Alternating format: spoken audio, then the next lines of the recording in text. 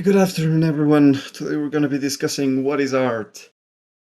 One of the most complicated, subjective, and impossible to solve questions that have assaulted humanity since the beginning of times. So, disclaimer.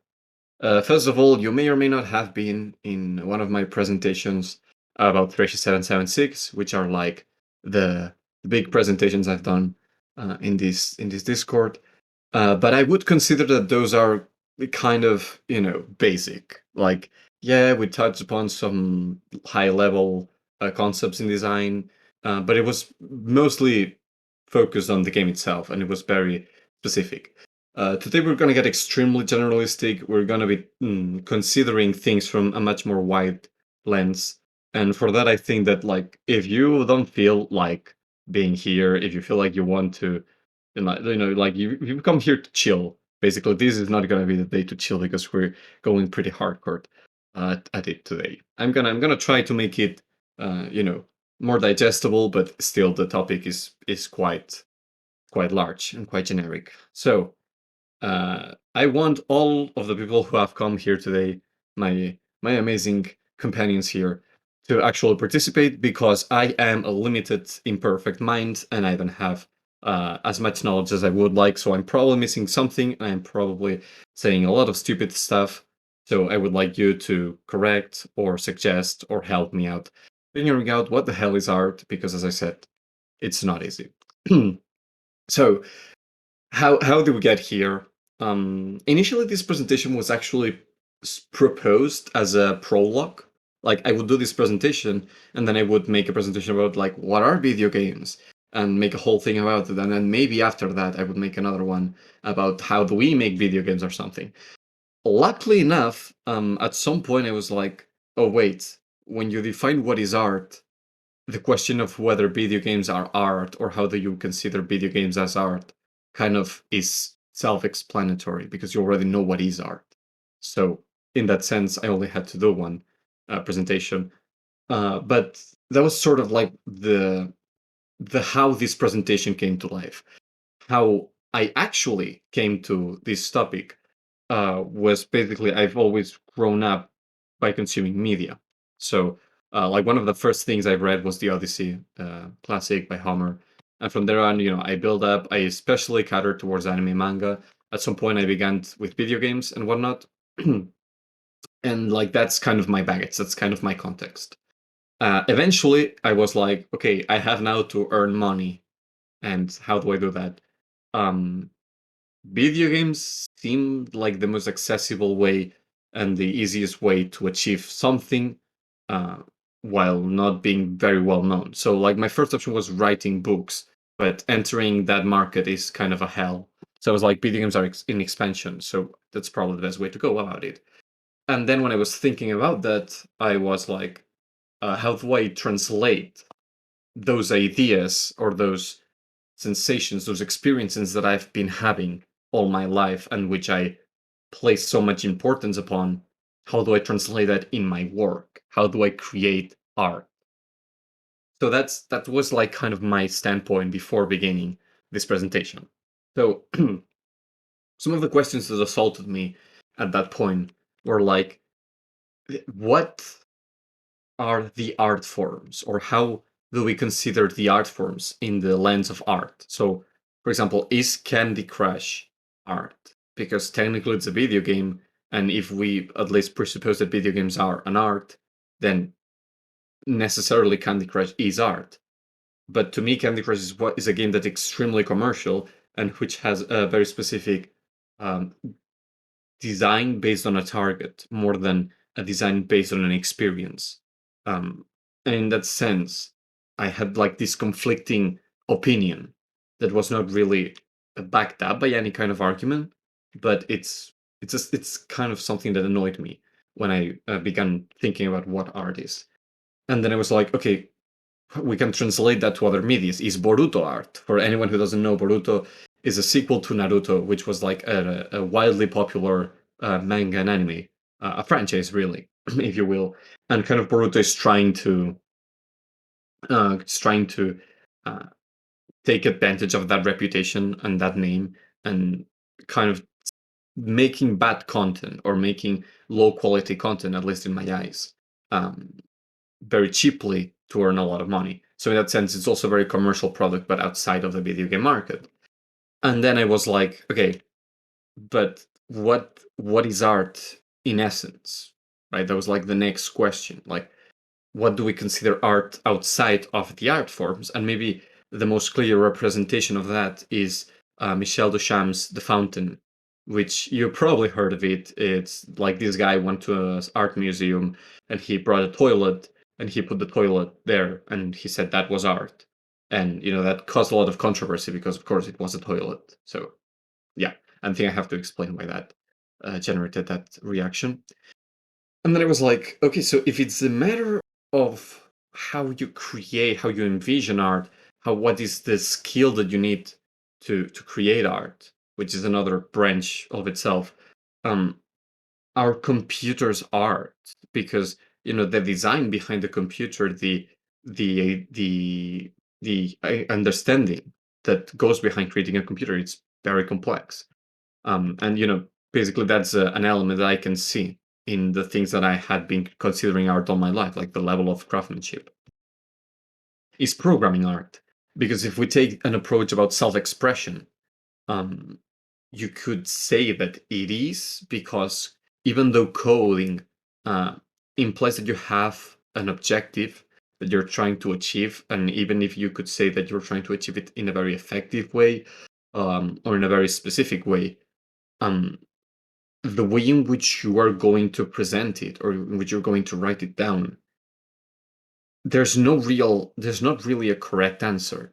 So like um any way in which you will differ from other people is already implying self-expression. So in that sense, if we were to consider art as self-expression, coding itself would be included.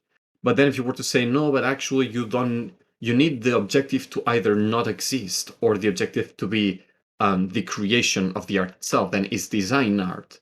Because in a way, designing and programming are very similar. Um, it just, I think that the key difference is that focus on how to apply the results and like how to think about the purpose of them. And then I would kind of like reach this absolute meme, which like, okay, if you spread tomato on a toast, is that art? Because if you really think about it, no person will necessarily spread the tomato in the same way as another person, right? So like you can spread the tomatoes in very different ways. And quote unquote that kind of like implies something about yourself or at least expresses something that doing it in any other way wouldn't do so. So like, is this art? What is art? At this point I was very confused, as you can expect. So what was my approach? The way in which, and I wrote a lot of pages. It was like maybe 30 plus hours when I kind of found my first big um, kind of blocking point, like my first big block in terms of like figuring out what this whole thing was came after that match. And basically, kind of everything could be summarized as art is about receiving a piece of someone's humanity and incorporating it into your essence, which is an extremely bad definition because like what is receiving something abstract mean? Like, does it refer to perception? What is someone's humanity? Like, what is the humanity of someone? That just is too much of an ethereal concept to understand. Um, how do you incorporate something abstract into something abstract? And what is your essence? Like, almost every single part of this definition is invalid or not helpful to understanding what art is. But this was kind of what I felt art was like. So this was like what I wanted to conclude in a way. So what I thought would be the best approach to actually making something that is sustained by facts and logic was to take the concept of what is art, then you empty it, then you examine the concept in the most objective way possible, and then you derive conclusions, and then you fill up that concept with the ideas that truly are defining of it. That was a bad idea. That did not work, and it didn't work mainly because art is not. So, okay, there are basically two ways in which you can define things. Uh, the first is you either see something, or you perceive something, or you understand something, and so you judge the qualities that it has, and you say, okay, so the thing that has these qualities, that is this, and you give it a name.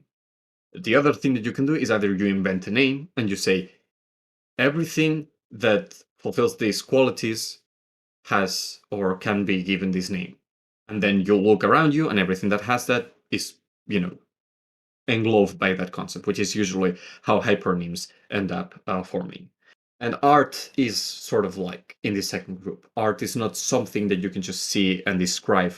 Art, and precisely the problem of what is art, comes from oneself thinking, um, I think it's about this, and then from that you get results. And it's this first step that we have to agree on.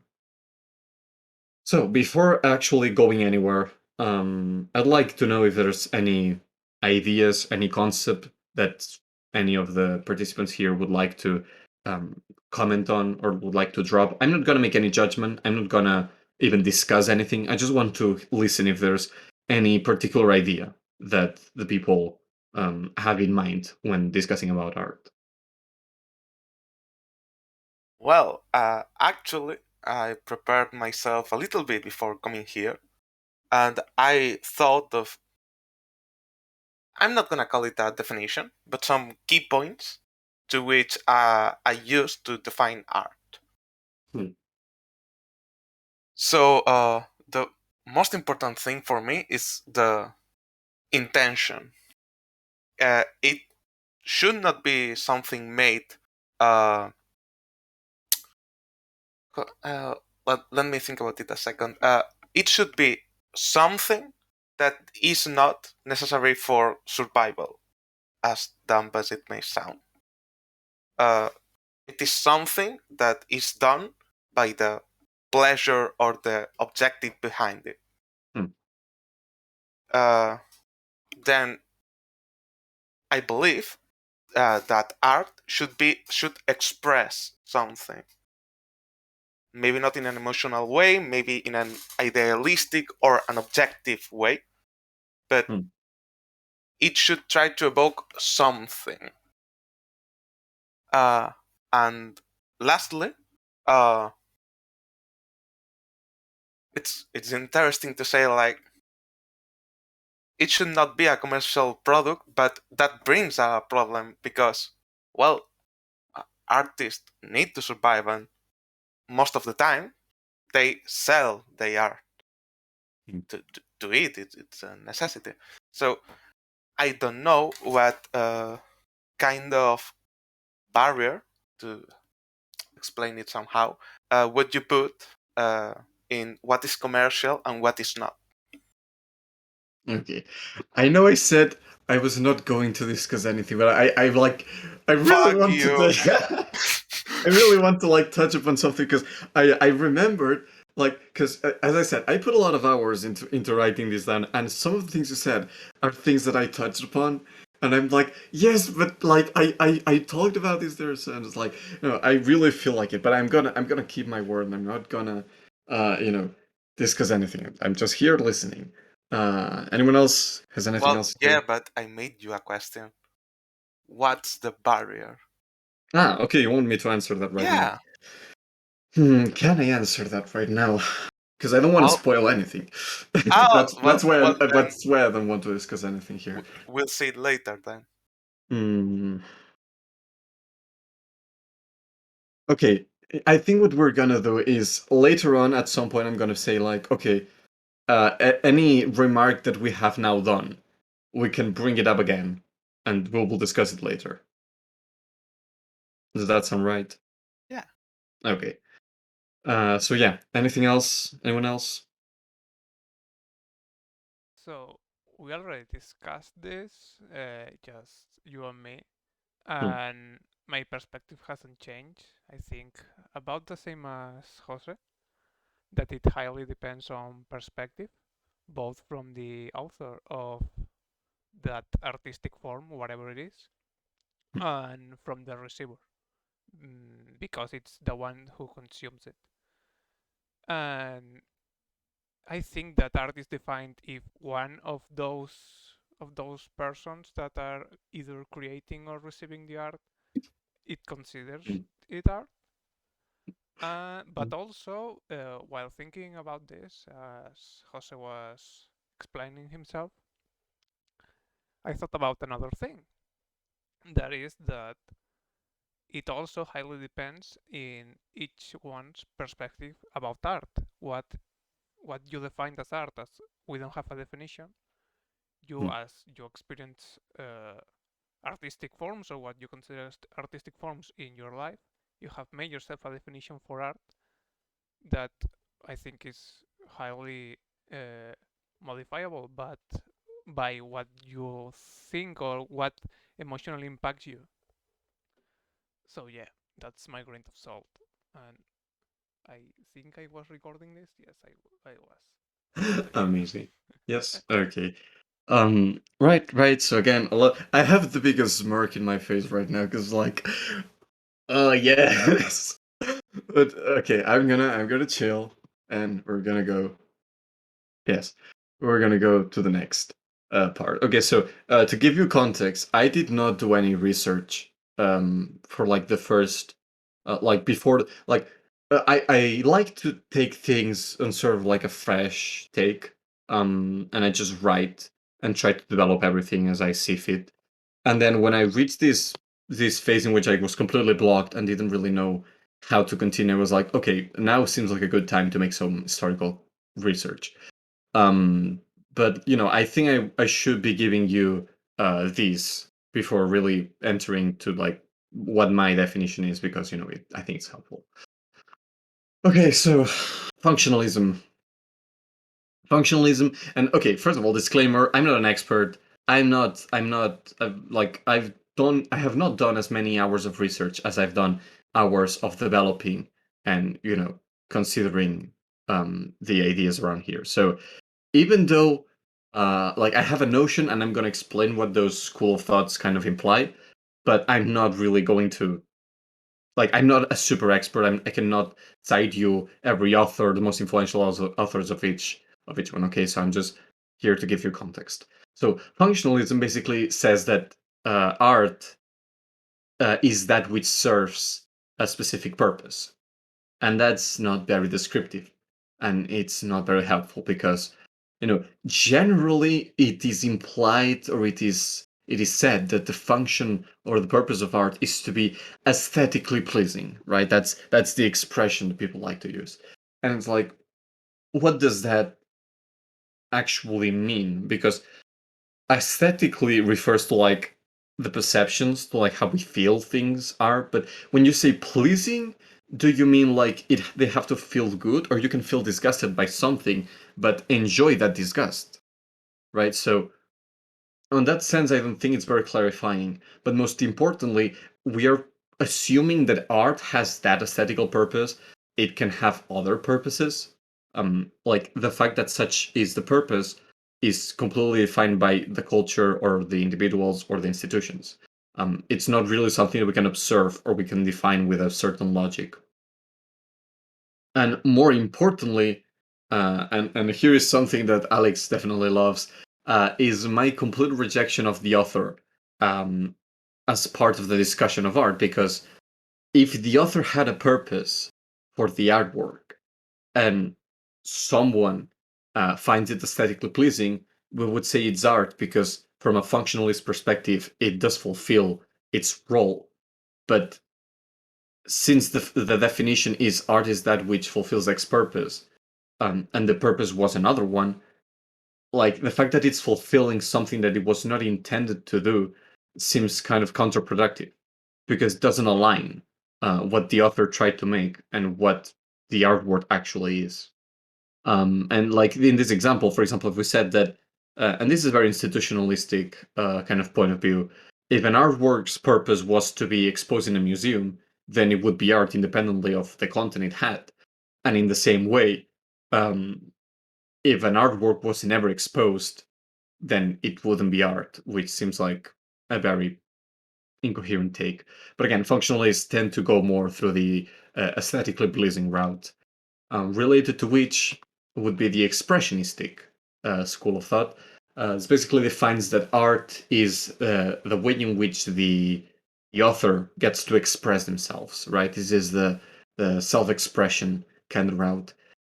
And my biggest problem with this is that, first of all, I don't think this is necessarily a case. Usually it's brought up when we talk about a realistic painting, when the objective is to simulate a reality as best as we can. And that's like a very minimal branch of the artistic spectrum, but it still exists there and would be ignored by this definition.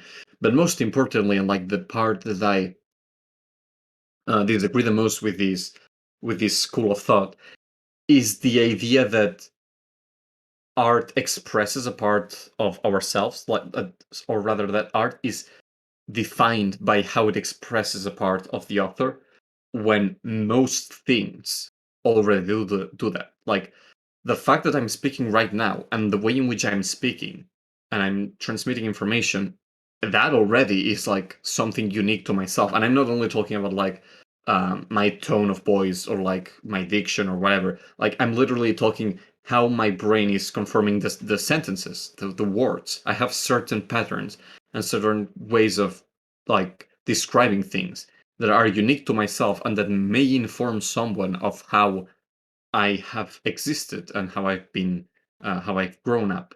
So in that sense, it's the example of the toast with tomatoes spread on. Anyone could achieve expression through that, and just because that we should consider it art, I feel that the definition would then be redundant because anything that we create would be art, which I'm not saying is wrong. I just say it doesn't convince me.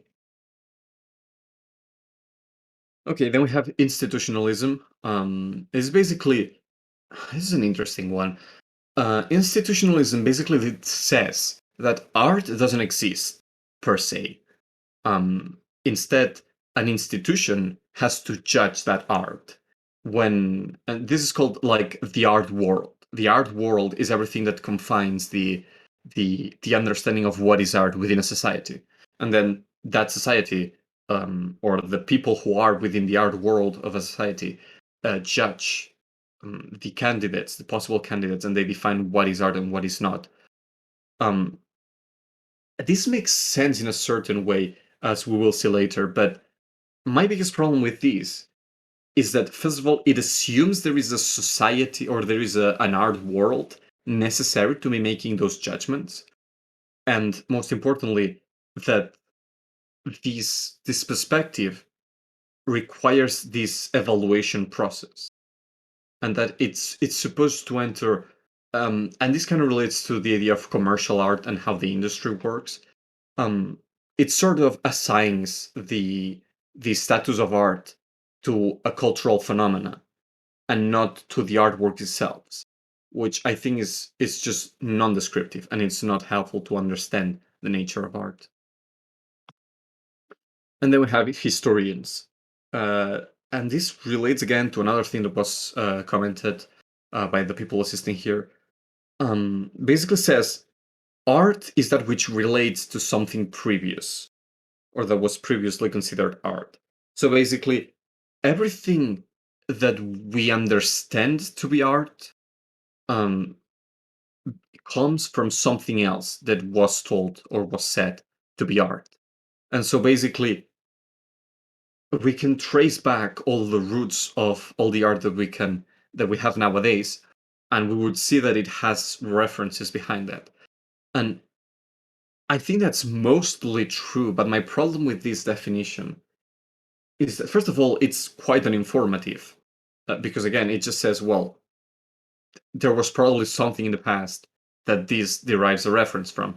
But most of the times you cannot prove it, or you just have to assume it. And it doesn't really inform on the nature of art.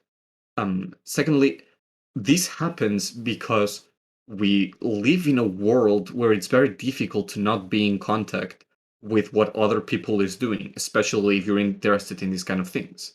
So this is more a consequence of as existing as entities more than it is the nature of art. And most importantly, someone could create something without having ever experienced anything else. And I don't think we should consider it less of an artwork because of it. It's just very infrequent and very improbable because of the kind of world we live in. Any doubts until now? Anything anyone wants to say? Okay, take it as a nope. Okay, second page of historical context. Formalism. Now, this is not a theory of art. This is not really an explanation of like what is art, but I wanted to consider it here for a certain idea because formalism is a way of analyzing art, and it says that the way in which we should consider it is based on the structures that it forms the artwork, and not the ideas that we perceive from it. And this, I think, the biggest problem of formalism is that it assumes there are structures, or it assumes a certain art form. So basically, the idea is that art is not limited to what we consider an art form. So literature, well, written literature, theatrical performance, music, video games, etc. So anything that is outside of that, I think, can be considered art. And the fact that it has not been formalized, be it because it's unknown or being because it's very costly to produce, so like no one else tries to expand on that concept, that shouldn't be a limitation of art. And that's just, a comment I wanted to make. But again, it's not really a theory of art, so it should not be considered as such. One that is, though, is the theory of mimetism. And this was mainly held by Plato, and later by Aristoteles, although they had slightly different views. So, and again, I'm no expert on Plato, but the idea is that he thought very poorly of art because, from his perspective, reality, or like the things that we perceive in our world, are a copy of the things that exist in the world of the ideas. Which, if you've studied Plato at all, you will know it's like this. It's like this space in which um, ideas are in their perfect form, like the concepts that we see as objects are represented in their full potential, and the things that we see are just sort of representations or copies of those things. And because art tries to imitate reality, or that's the postulation that he makes, art is doubly false because it's a copy of a copy. And because of that, art is easily misguiding and is mistaken in a way. But he also wrote poetry, and he praises very highly music, especially for education and for moral teaching. So it's kind of weird, and maybe I'm missing something. But nonetheless, the theory itself is this idea that art copies nature. And then Aristoteles came and added a comment on that, which is that art is actually something good because it may be a copy of something that's already imperfect, but it's adding the value of the author, right? They are adding something that wasn't there before, and that gives insight and allows deep teaching of the human reality through that artwork. And as much as I agree with Aristotle's like idea of this added value through human exploration, I do think that the theory of mimetism is completely discarded, and it's not sustainable anymore because we either consider that a copy of nature refers to everything, as in surrealism, or more representations of the internal world of the author. Those things are part of nature, and they are just a distortion of it, or a different interpretation of it. In which case, we sort of assume that everything is just a copy of nature, and then again, similarly to with expressionism, we would have that everything is art, everything we create is art, so it would be kind of redundant. Or again, we take that surrealism and all those ways of expressing things that do depart from trying to imitate reality, just kind of break the idea of this theory, and then it's not valid anymore. Either that, or we have to ignore all of them and not consider them art, which I think would be a wrong step. Okay, then we have three authors that I consider relatively important. The first is Joseph Kosuth.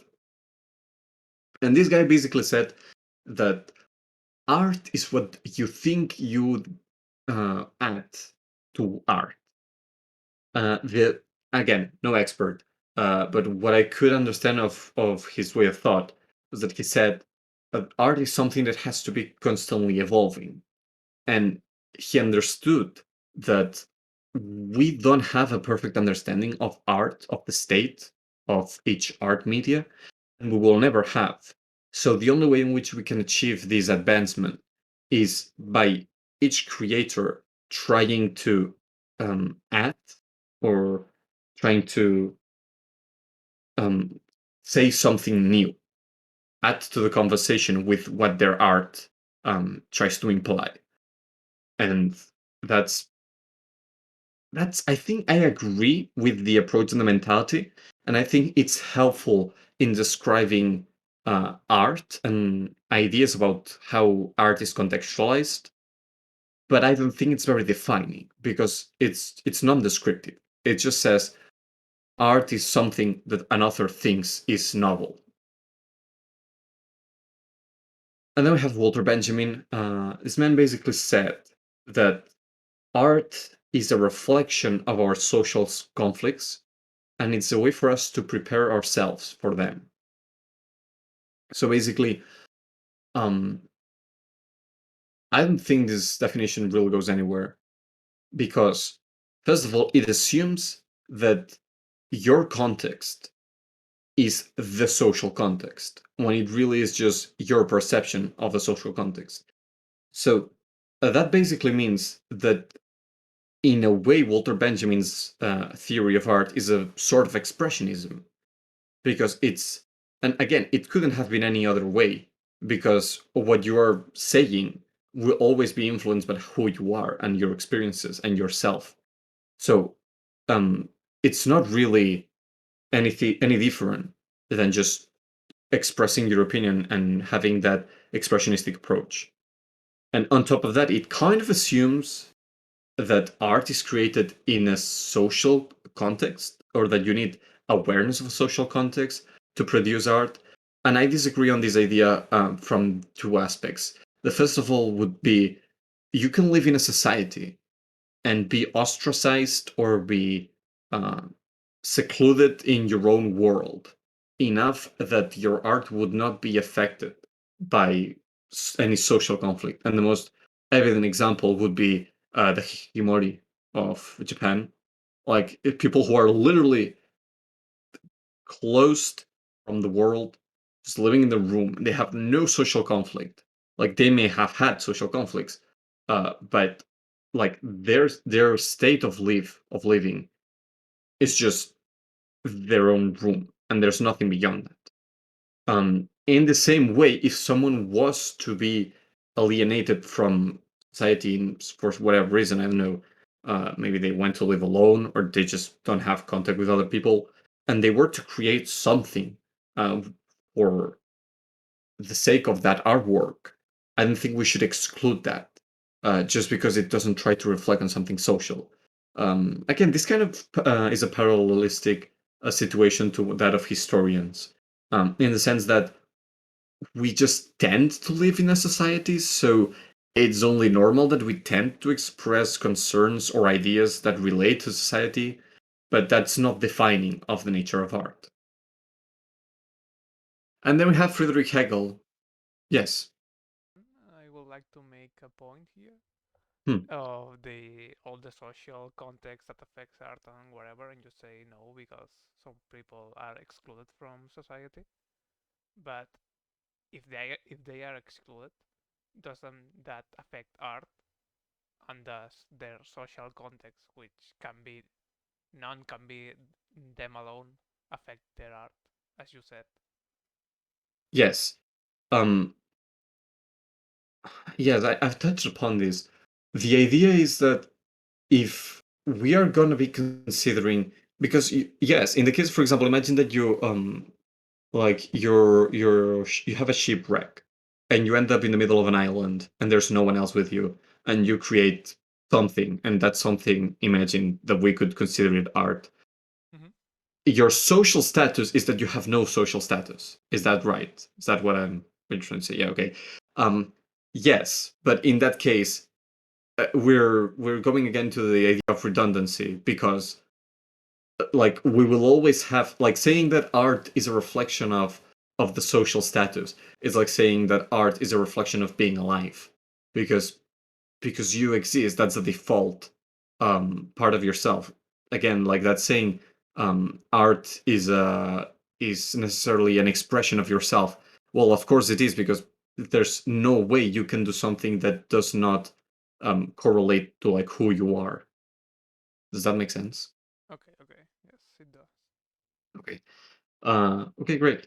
Then going into Friedrich Hegel, this guy pisses me off because I did not do any research on him until I had like everything finished and tied up, and it was pretty and everything. And then I found this guy, and he was like, "Oh wait, he's kind of saying literally the same thing I say."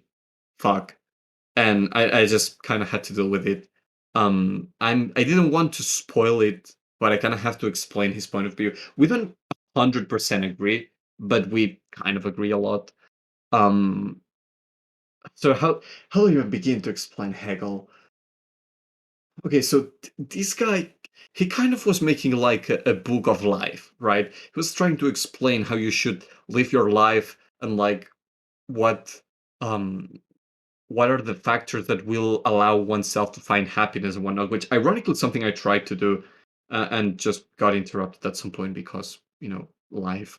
Um, and like the biggest problem I see with this guy's theory is that they try to make art fit within that description of how you should live your life, but it doesn't, like, it sort of leaves aside what art is in favor of describing it based on that, on setting it in that bigger plan.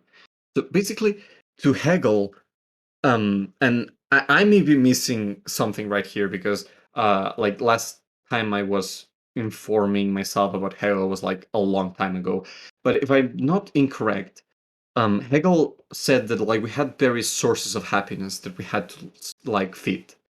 So we had like our reality, like our material reality. We need things to survive, obviously.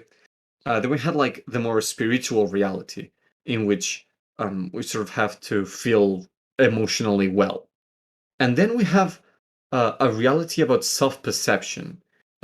We require a process of introspection to assure ourselves that we exist and that the reality that we have seen is understood as a whole, right? And that's sort of the purpose of art.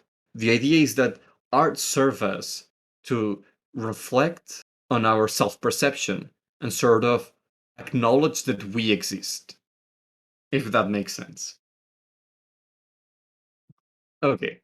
Yeah, any question about um, historical theories of art? And again, there's more, right? But like I felt like there was the more Um, descriptive ones. I Yep. would be very happy if you could like explain them explain them again, but like one sentence, and that's it. Yep. Okay. Thank you. Okay. Do you want the explanation and then my rebuttal, No, no, or no, no. just Just the explanation? explanation, crude, simple. Okay. Functionalism. Art has a function. Okay. Expressionism. Art expresses authorship or expresses ideas of the author. Institutionalism. Art is that which an institution says is art. Historians. Art is that which relates to something that was made before. Formalism, as I said, it's not really a theory of art, but formalism says we should judge art by the structures that compose it, not by the ideas it's trying to convey. Mimesis, art is a copy of nature. Kossuth, art is what you add to the conversation about what is art. Walter Benjamin, art is a reflection of our social status and how to deal, and a preparation for how to deal with that. And finally, Hegel, art is a way to acknowledge ourselves through self-perception and introspection. Okay, so candidates of our definition. So at this point, my train of thought was, so if we cannot observe art and describe it, because that's not how art is in essence, and there's no real theory of art that convinces me or that it seems satisfactory enough to me to make a definition, what can we have as, like, what properties can I think of that could define art? So what I did here was basically go to like the things that I consider are those influences that I have in my life, and basically examine them and think, why do I like them? And then just kind of examine if any of those things make sense to be considered art. Okay, so human creation. Art has to have a human creator. This is a half-half, because I do think that art needs a creation, needs an intent behind it. But, and this is more of a technicality, if there was something that wasn't really human, but had the same capabilities, understanding, senses, to communicate something we could understand, if they could do something that a human could do, it should be considered art. So, as a kind of meh, but just something I wanted to note. Before we go on, though, something that Jose commented, because again, this is something I wrote very early on like my list of things that should be considered. The idea of something that is not a necessity. Like, I think he said something that is not needed to survive. I considered it more from a perspective of something that isn't naturally produced. For example, if a snake shed its skin, that skin would not be art. And remember, this was before the consideration of human creation, so take that. For example, cutting your nails or whatever, like, that is something that's organically happening. That's not something that has an intent behind it. Therefore, it's not art, because it's something that we will naturally do. So in that sense, you could include that idea in human creation. So it's not just that a human has to create it, but there has to be an intent of authorship. Like, someone must want to create that thing for a purpose. Put a lot of quotes on that, because we'll now see that purpose is a lie. Okay, so emotionality. This is like a very typical one. This is usually what's referred with aesthetically pleasing, yada yada. I don't think this serves for anything, because emotions are something that are intrinsic to our existence. Emotions are something that we use to send out fast responses, and which is more efficient than having to think rationally about every situation. And if a dog starts barking at you, or you see a very beautiful landscape, or a fucking tsunami is coming to your face, you're gonna feel emotions. Those things, I think we all can agree, are not art. And if you don't agree, we can have another conversation, but I don't think this is the place to. And now, what I was here scared about, because remember, I was coming from a place of all those things I like a lot because they make me emotional in some way. So when I kind of realized that emotionality is not descriptive of art, I was kind of scared, because I realized, what if emotionality is defining of art, but it requires other elements to reach that status of defining? And even at this point, I'm still considering that there might be a combination of ideas that may define art better than the way I defined it. And actually, there's a guy that's called Gant, I'm pretty sure, I don't remember his name, that made the theory of cluster of art, which basically he proposes like a list. I think it's 11 properties, and from those 11 properties, if a candidate has more than a certain number, that thing can be considered art. But no two pieces of art need to have the same exact properties to be considered as such.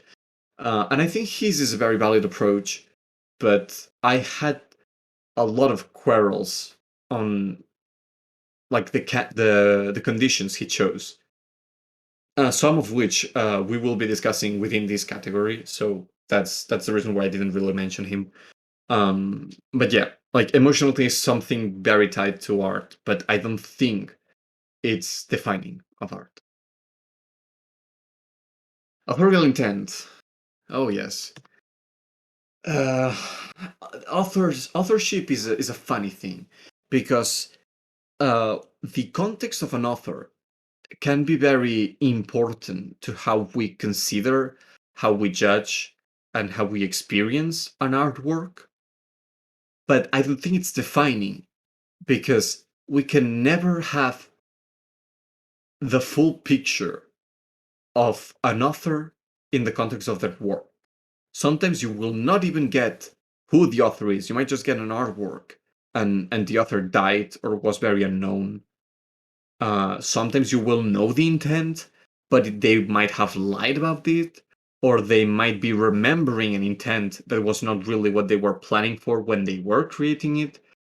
So I feel like authorial intent, as important as it is to understand and to explore, especially to better kind of conceptualize a single artwork, it's not something reliable, and I don't think it should be considered. I completely apply for the idea of death of the author. Um, it just can't be known in a reliable way. Okay, practical purpose. What is the purpose of art? And this is an idea I gave a lot of thought to, and I mainly came to two conclusions. Either art is something that doesn't really have a purpose, which I kind of put the example of like this plastic duck, which you can say they have purposes, but you know what I mean. It's not really used for anything in particular. Like it just has a purpose in itself. And you can also say that's the art is only art when it has the purpose of art. And the problem is like, how do you define what is the purpose of art? Because again, you're just making a subjective choice of like, I'm deciding that its purpose is this, and that's just not really helpful for making a definition. But again, like this is the same problem as with expressionism. Like things don't have a purpose per se. And like there's an example of a shoe. Like shoes are usually used. Like the purpose of a shoe is to wear it on your feet so that you can walk more comfortably and without hurting your feet and yada yada. The thing is, if you made a shoe to kill someone, and I know this is weird, but hold on. Like, listen, if you made a shoe to kill someone, then that shoe's purpose would be to commit murder. But you know, first of all, the people who judged that shoe wouldn't know that the shoe's purpose was to be murder. Thus, for them, the purpose would be to be worn in your feet. But most importantly, if that thing can still be considered a shoe, like, does a shoe get defined by the purpose? Independently of that, just by the mere fact that purpose is something relevant to the subject at the moment in which the subject is considered, I don't think it's very reliable.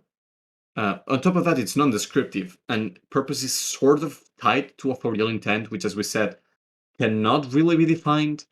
So I just find purpose to be very unreliable.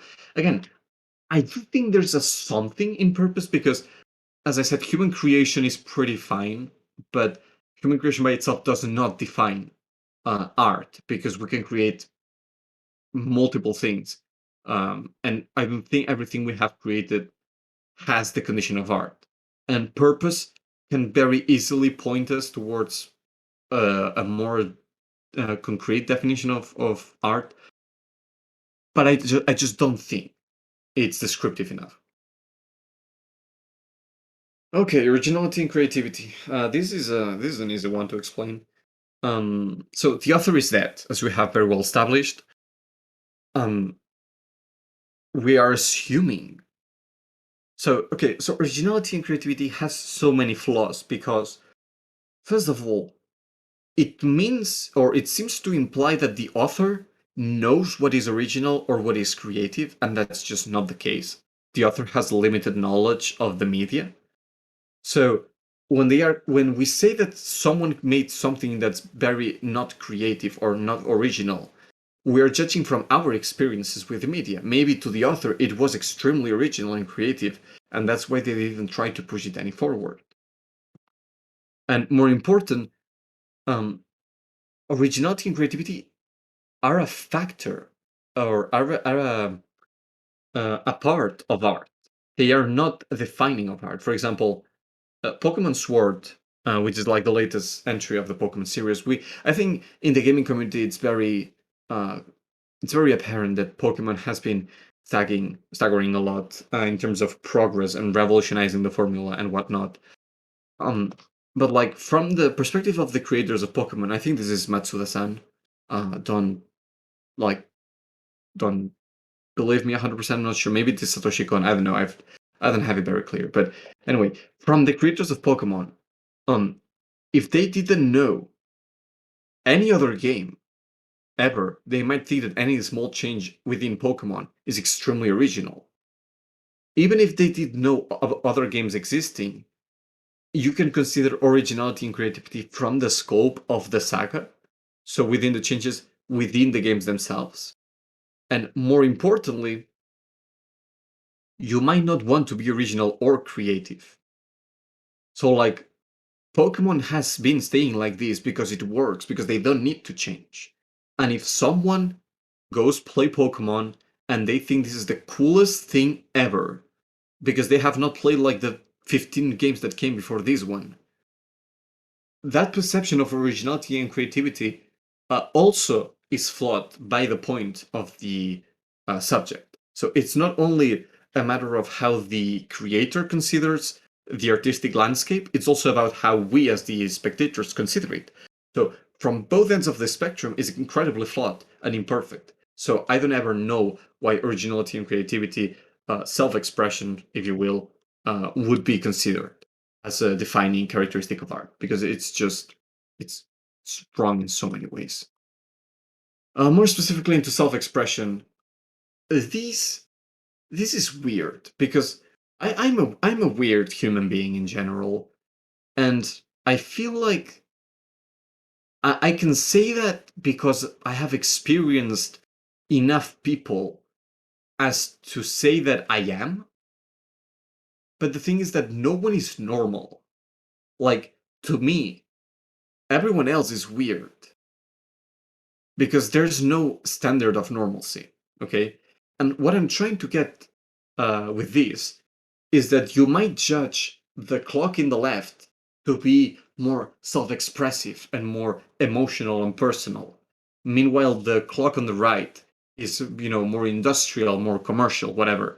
But really, you can make readings about each one of those clocks and, reach some conclusions.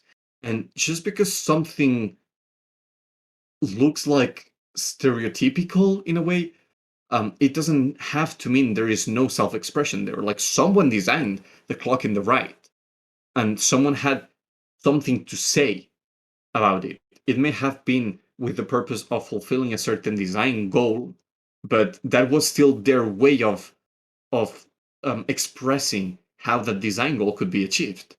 Meanwhile, in the left one, we may think it's a very creative option and whatnot, but maybe their circumstances were limiting enough in which that was kind of the only way they could do, they could make a clock. Whatever weird circumstances those would be, I would admit that though.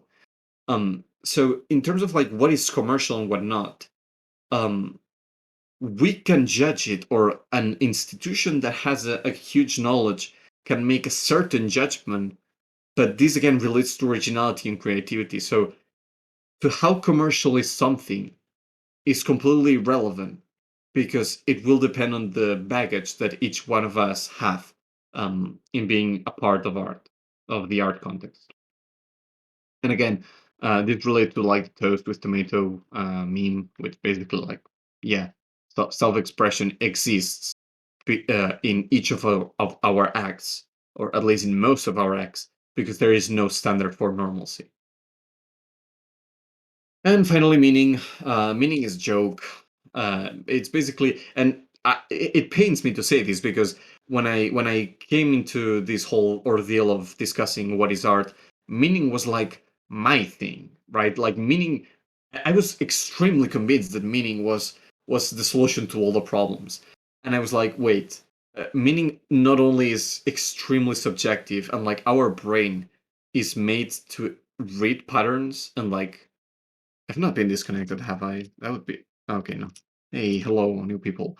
Um, like meaning, our brains are not only wired to perceive patterns and see ideas, but like it's a sub part of authorial intent. It's it's not even its own thing. It's just something that we derive from what we think the other is trying to communicate. So like it's preposterous to think that the meaning of something can be defining of the art condition.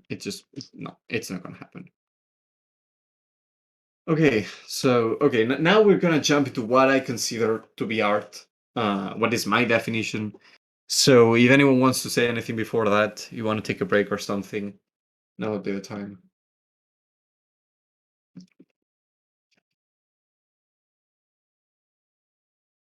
Okay, progressing then. So we have stated that the author is dead, and we have also stated, although not directly, that the forms are that, in the sense that um, we cannot define art just based on the forms. And this is why I touched upon formalism previously, because we would be limiting the birth of new art forms. It happened with video games like 40 years, well, no, actually 50.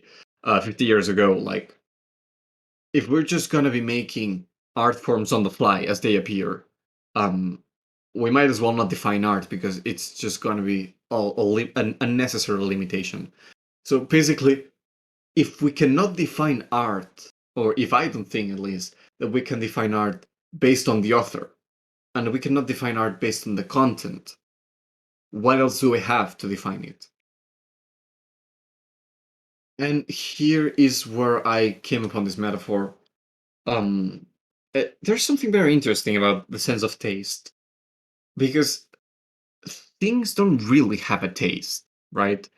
What's happening is that our taste buds receive a certain chemical, uh, which comes from the food that we ingest, and then this chemical activates the taste buds to send a signal to our brain, and then that signal is what we interpret as the flavor of something.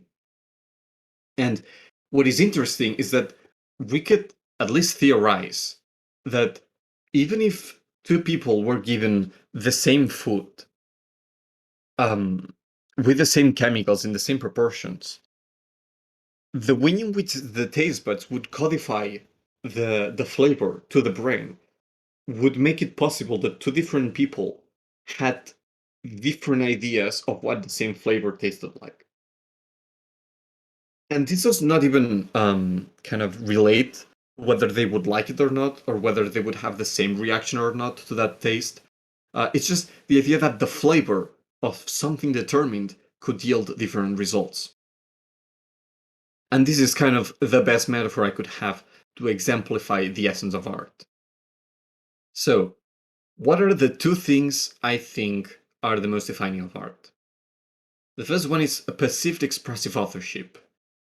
And this is sort of what we said about there needs to be a creator behind it.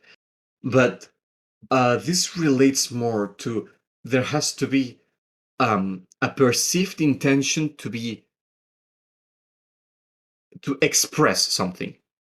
Not to be expressive in the sense of expressionism, of like express a sense of ownership or a sense of personal point of view, but expressing the sense of someone is trying to convey something um, beyond themselves. So basically, this distinction was made because imagine that you have a really good friend, and that friend is having a mental breakdown, and they are having like mental crisis, and then you're looking at them, and you feel really bad for them because you love them because they are your friends, and in that situation, even though it's a bit macabre, you could say that there's a performance going on.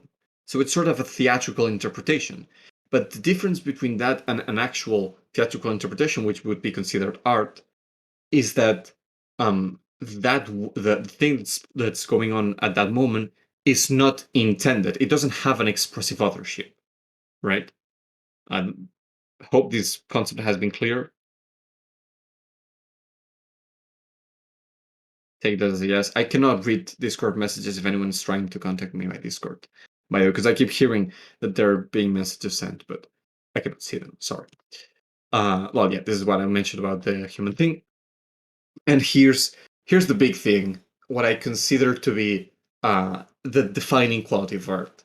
And that is art is that which gets us in a state of meaningful emotionality.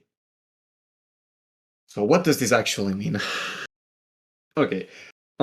It's difficult to explain this concept, but other ways I have been able to translate it or like to make a parallelism to is a feeling of transcendence.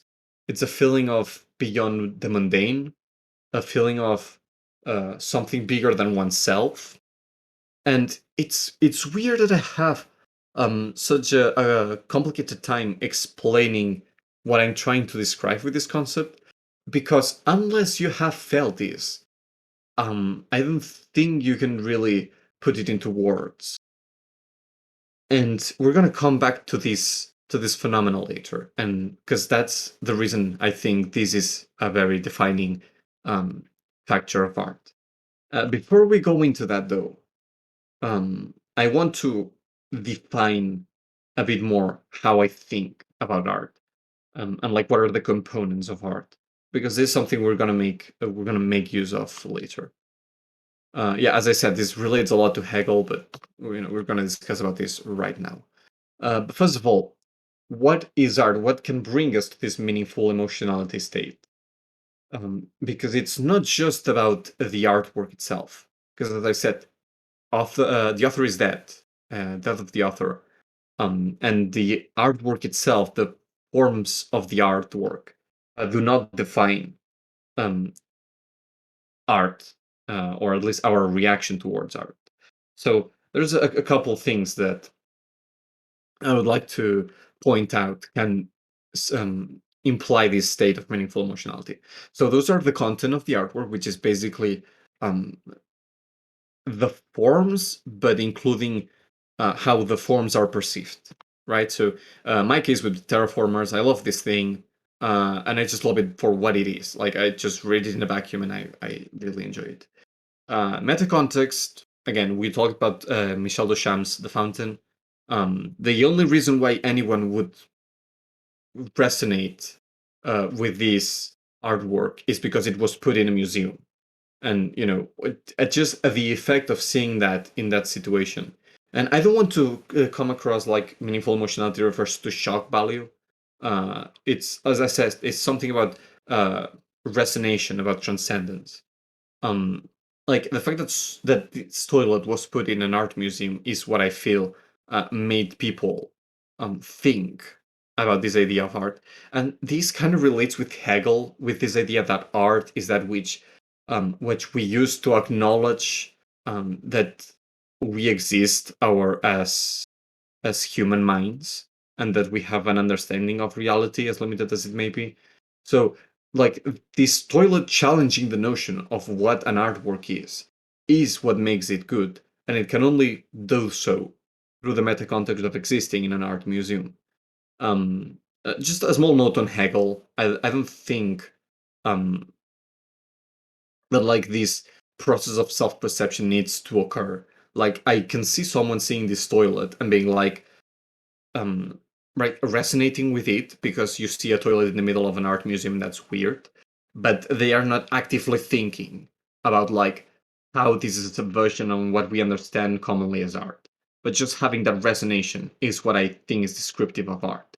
Because it's that first reaction, it's that yes or no, it's that binary situation that really makes it art or not. And then we have another thing that I don't think many people talk about, especially when we analyze art, when it's to me extremely key. And that is self-perception, because if you really think about it, art is like a mirror. And anyone who consumes art is inevitably affected by how they perceive it.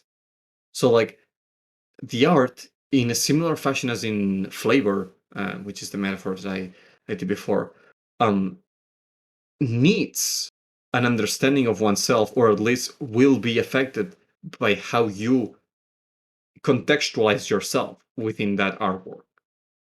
And that's something that most of the definitions that we have seen historically completely fail to accept.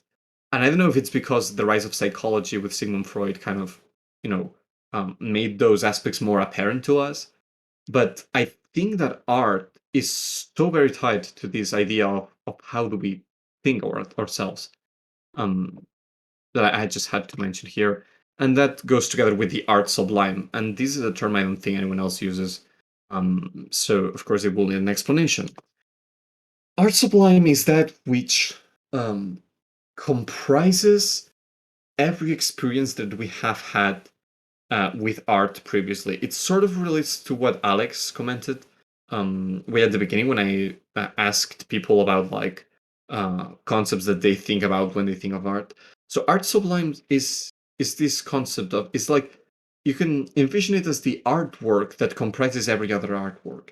Is what we see is the image, well, whether we like it or not, of what art can be. And that is very important because our understanding of art and our previous experiences with other artworks is necessarily going to define um, our future experienced artworks independently of how they have affected us in a sense of self-perception. So like we may be completely indifferent, but the knowledge and expectations that this art sublime has caused will have a layer of effect that can induce and achieve a state of meaningful emotionality. So we're now going to discuss a bit more about this, but I would like to make a stop so that everyone make sure everyone has everything clear, or they need any help understanding any concept. I have a question. Mm. What's the difference between emotionality and state of meaningful emotionality? Right. So emotionality is just you're feeling things, right? In the example that I gave, like a dog that looks very aggressive towards you make you feel scared, or make you feel tense or whatever. Um, Feeling meaningful emotionality is a feeling of like, because it's transcendence. It's like this resonation with something, and I think the best way to, because it's, as I said, it's very difficult to explain if you've not really felt it, but it's like it's a moment in which you are looking at something and it feels like it's more than what you're seeing, if that makes sense. Okay, but I'm not so sure I can buy it right now. Like to me, to me, meaningful emotionality is like it's a specific kind of emotionality, which, and relating to what Hegel said, it's like it it makes you see things outside of the mundane. It's like you're not seeing something in terms of what is there and what your eyes see. It's more like it just hits you in the right way. Okay. Okay. As I said, like it's weird to explain. That's basically why I made the whole flavor of metaphor. It's like because with the dog thing, you can say like there's some emotions that are coded within us, and there's like certain stimuli that are basically genetically there, and that we see something, the response is automatically another one. But the thing is that because emotions can be we can be conditioned to feel anything about anything. Like the internet is a really weird place, and you will find people with really weird tastes because we have this capability of associating an emotion to literally anything. Um, and that's why I don't like emotionality as a defining factor. But this capability of like because it's sort of like what I said at the beginning of that idea of taking a part of someone's humanity and kind of integrating it in yourself, or like taking that essence of themselves. But like again, it's very abstract to describe because that's the point of art. So, I hope that's helpful to understand it. Okay, so going on. Right. So when I was very satisfied at this point, like, yes, this fits with my experiences with art, and like this fits my image. This was kind of self-serving, I will admit. Like, it's like, haha, Candy Crush is not art because I don't feel very meaningfully emotional about it. Ha, I'm so smart.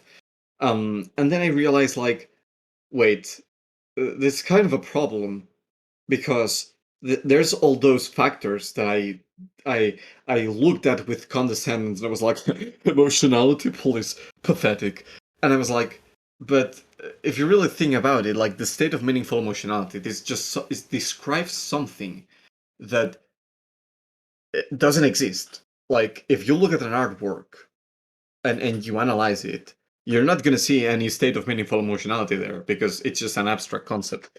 And in that sense, it basically like it's the same as those. Like many of the problems I had with those ideas were precisely that they were non-descriptive. And like the reason why I can accept these um, this definition while discarding all those other things is that meaningful emotionality, I feel, or at least my experience of 20 years in this earth, the only thing that has made me meaningfully emotional while having a perceived expressive authorship, now let's not forget that part because it's important. The only thing that has made me feel that way is what I consider to be art, or what I consider the artworks I consider to be art. Meanwhile, all these rest of things, they can either not be known in under any circumstance, or at least at a generic level, um, or they are found in any other context, so they are not perfectly defining of art, or they are simply just not necessary, or like not well, yeah, I guess not necessary is a good way to define, and I'm particularly referring to originality and creativity. Like, you don't have to make something extremely original to be meaningful, emotional. Like Second Seasons and Third Seasons, kind of like you can discuss. Well, it's technically part of the same thing, but like that's the feel. Okay, so just make that idea. My point is that art is necessarily a flavor. Art is necessarily something that doesn't inherently exist within the content. So the fact that this description cannot be found within art, it only makes sense because that's the nature of the concept that we're discussing. And as I said, it's the only thing that really aligns only with art, unlike all these other things. So I felt that this was conclusive enough as to have this be a definition. Okay. Right. Okay, remember when I said that we would get to like describing sorry, that we would come back to art and like things that we think relate to it. And now I think would be a good moment to discuss those things, look back on them, and I don't know if you want to have more of a discussion about the definition itself.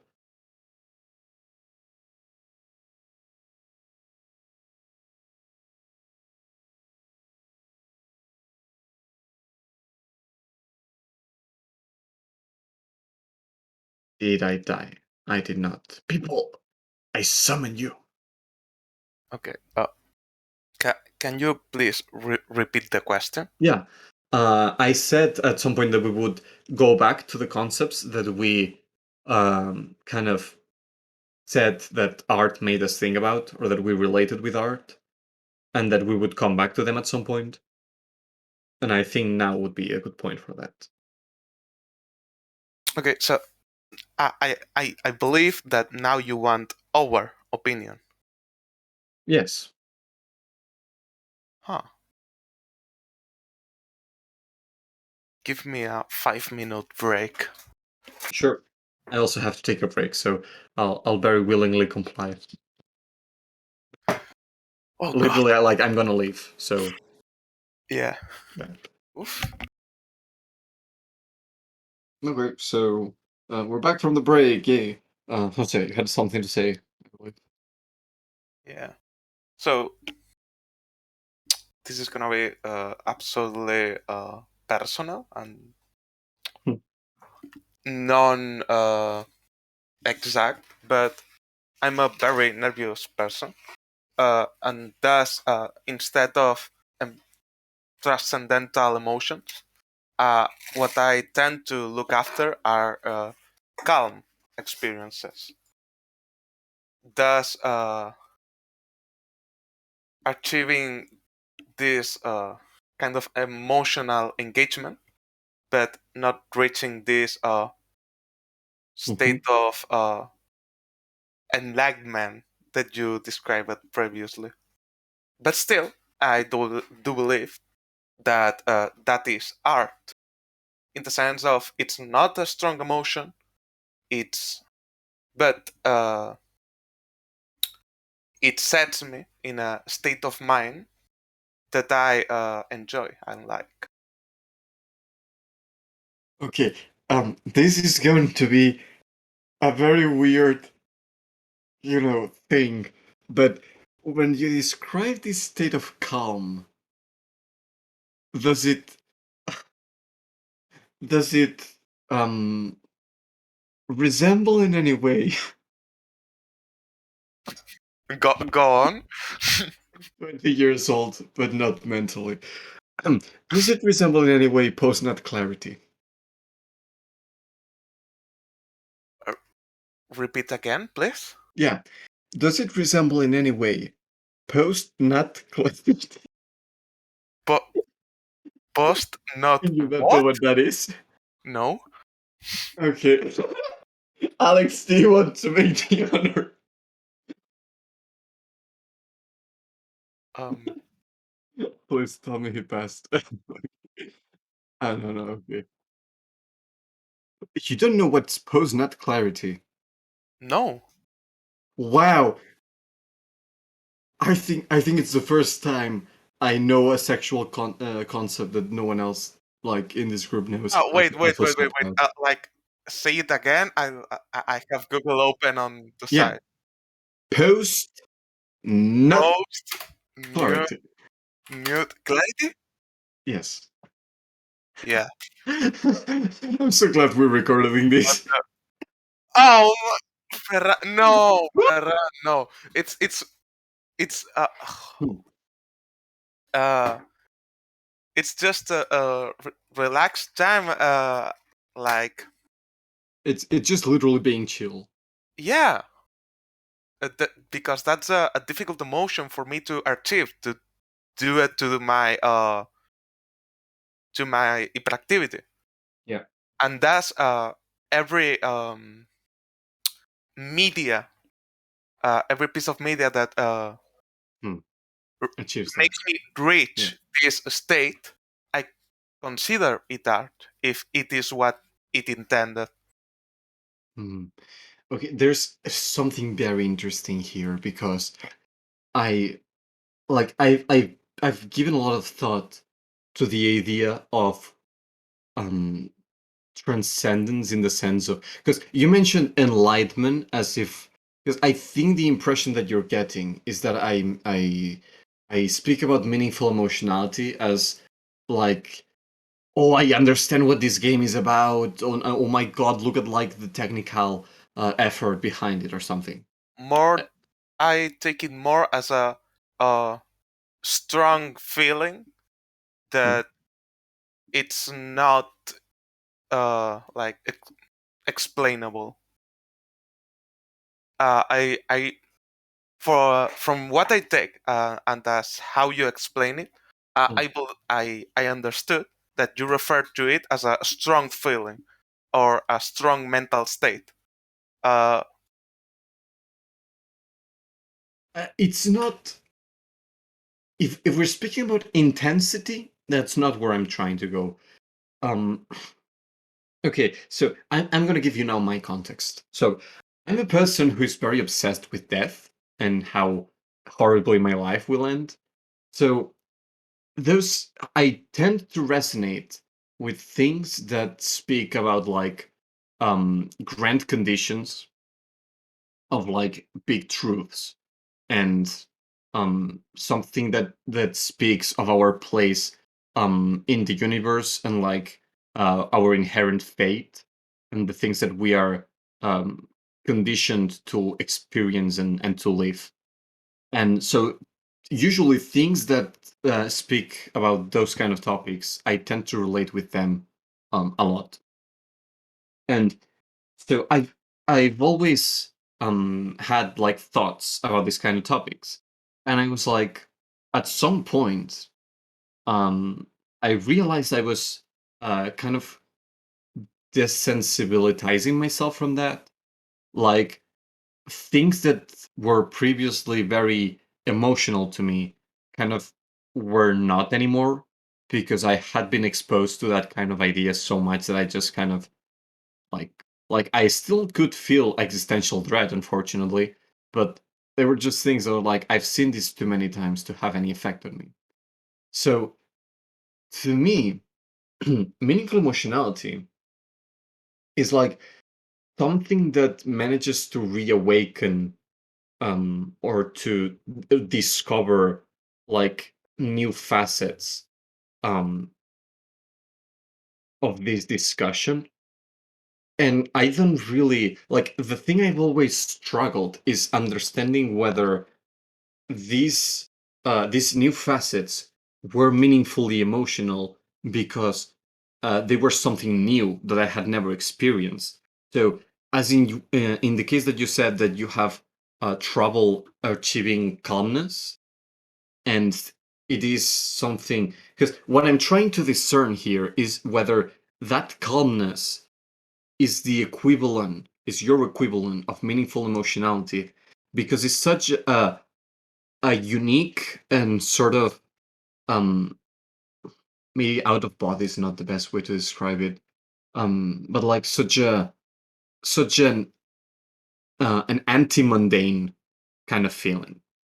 Like it's something so out of your normal life that it becomes meaningfully emotional, and it's just that way because it's outside of your normal life, or if it's just like meaningful emotionality is this um abstract concept, but that's very defined as a single emotion. So, like, what I'm trying to describe is whether the taste of art is the same for everyone, and you just have a specific way of experiencing art that is detached from meaningful emotionality, or if your flavor of meaningful emotionality is this state of calmness. And that's something that we would probably need a couple of hours mm, to figure out. I don't know if you get what I'm trying mm, to. yeah, now I got you. Uh, So that's where I was trying to get to. Okay. I mean, I don't think we really reached an understanding, but at least we managed to make it clear, like what where we were going. So I'm gonna take that as a win. Um, Anyone else? Or Jose, anything else?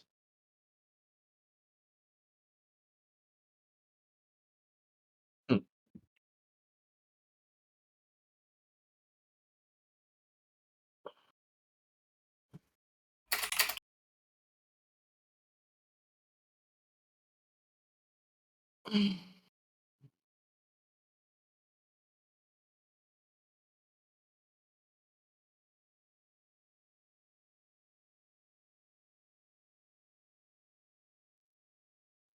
So for my part, I agree with almost everything you said here.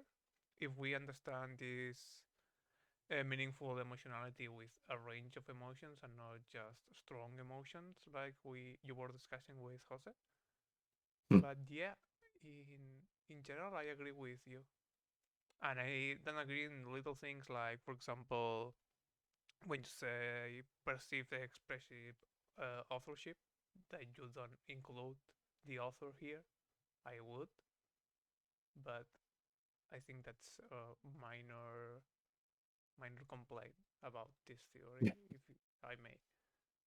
But I'm yeah, actually gonna make a bit like I'm gonna touch upon that a bit in the next section, but okay. I don't think it's gonna be like very conclusive for you. I just, I'm Yes, mentioning it that I will. But yeah. because my point to make everyone understand is that Ferran is not including here to say the author in the perceived emotion of the art or the expressiveness. I would, but that it just matters in the case that no one else understands that as an art and just the author. So I don't think it applies to a lot of things. So yeah, good job, Ferran. Good job. Okay. Anything else? Anyone else? 3, 2, 1.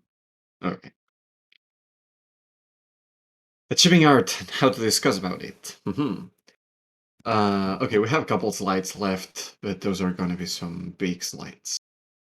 Well, all right. Artists. We all are artists because we make video games, right? No, we're not. There's a common assumption that and this is something I realize, and I like it a lot. Like the idea itself is terrible, but I like that I realize that. So many artists think that they are artists, therefore they make art, right? And that's completely false, because the artist is that. There are no artists. No one is an artist. Okay, let me explain. If art is something that have to be seen to be defined as art, how can something created in a vacuum be art? Therefore, no one, just by the act of creating something, is an artist. One can, and here's two variants that I don't really know which one I choose. The first one is either you create something, you experience it, and you say, "Yep, this is art because I meaningfully, I have a meaningfully emotional resonance with it." And I don't care what anyone else says, which is kind of like what Alex was speaking. I don't really care what anyone else says because I have a meaningful emotional connection with this, and that's enough for me. This does not make you an artist. This just makes you someone who created something that just happened to be art to you. And then you have the other perspective, which is you create something, and then people will judge it. Some people will think it's art, some people won't, and thus the state, the artistic state of that creation is sort of a Schrodinger situation in which it is, but at the same time it isn't. In that second case, again, you are not really an artist, you're just someone creating, and that creation by itself at some point may or may not gain the property of art. Yeah, that's everything I had to say about authorship for now. Then, and this is important, okay, if you want to create art, I don't think that everyone who wants to create something has to be an artist. Again, artist understood as a creator, because as I said, there's no artists. And I think this is important because if you just want to be a craftsmanship, if you're something that just wants to be really good at something, or if you're someone that just enjoys the process of doing of creating art, or you're just someone that wants to express themselves without really thinking like what they are doing. All of those things, well, I think they are wrong and they should be banned and prohibited extensively. But you have the marvelous freedom to be wrong. So if you want to create things, do it whatever you want. You may be able to find an emotionality that I'm not capable of fulfilling or creating by thinking about creations as art. And that's great. And that's the point. Diversity is the point of authorship. But uh, if you want to create art, as in if you want to create meaningful emotionality in an intended and controlled way, then I have some advice. Again, this is not for everyone. I think the most important part in creating something, there's three things.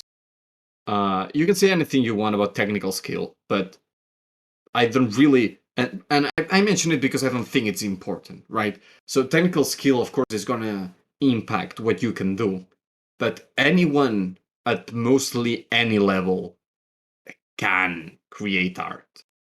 It's just a matter of like how you're capable of transmitting this meaningful emotionality. And again, like okay, here's an example that I used recently. One Punch Man, the webcomic. Okay, so that thing sucked in terms of how it looked, but it managed to achieve honesty, and that thing exploded in popularity. So as I said, technical skill is really cool, but I don't think it's an essential to creating art, understanding art as meaningful emotionality content. So what are those things? First, Heart Sublime. Why is this important? Because, as like John Punch likes to say, and I'm going to be paraphrasing because I've never used this sentence before, so take that with a grain of salt. We're being carried by on the shoulders of a giant, and that basically means that everything that we're creating comes with a baggage and with a legacy of all the ones that came before us. So if you think that you can make something better than hundreds of thousands of people who studied their craft and studied the ones that came before them and build upon that, and you think you can improve that by literally discarding everything that has been done and just doing something in your lifetime, spoilers, you're probably gonna suck. And I'm not saying don't take that route, because innovation can come from the weirdest of places. As I said, like, you can be like, you can try to not make art, and I just want to make it clear, you cannot be an artist. Okay, I was joking. Like, I feel like I was very rash in that end of the spectrum. That was not something I planned for, and it came very viscerally. Anyway, so you can try to make something by yourself, but like, I don't think or it's unlikely you will be able to make something as good as what you could do if you were informed about all the baggage that came before you. So understanding what you're doing, what is your craft, what tools you have, and how those tools have been used previously, very important. Secondly, honesty. Once you have a feeling, once you have a situation, once you've lived a situation that has a very strong emotionality tied to it, again, not talking about intensity, just talking about how important it is to you. Once that is fixed, you have to be honest about it. You have to allow yourself to be vulnerable and to explore why that is important to you. Because just being able to feel something has nothing to do with your capability to put that something into your work. So that's the second quality, honesty. And finally, the third quality, personal experience, and this relates to a presentation I did about like Uncle Albert.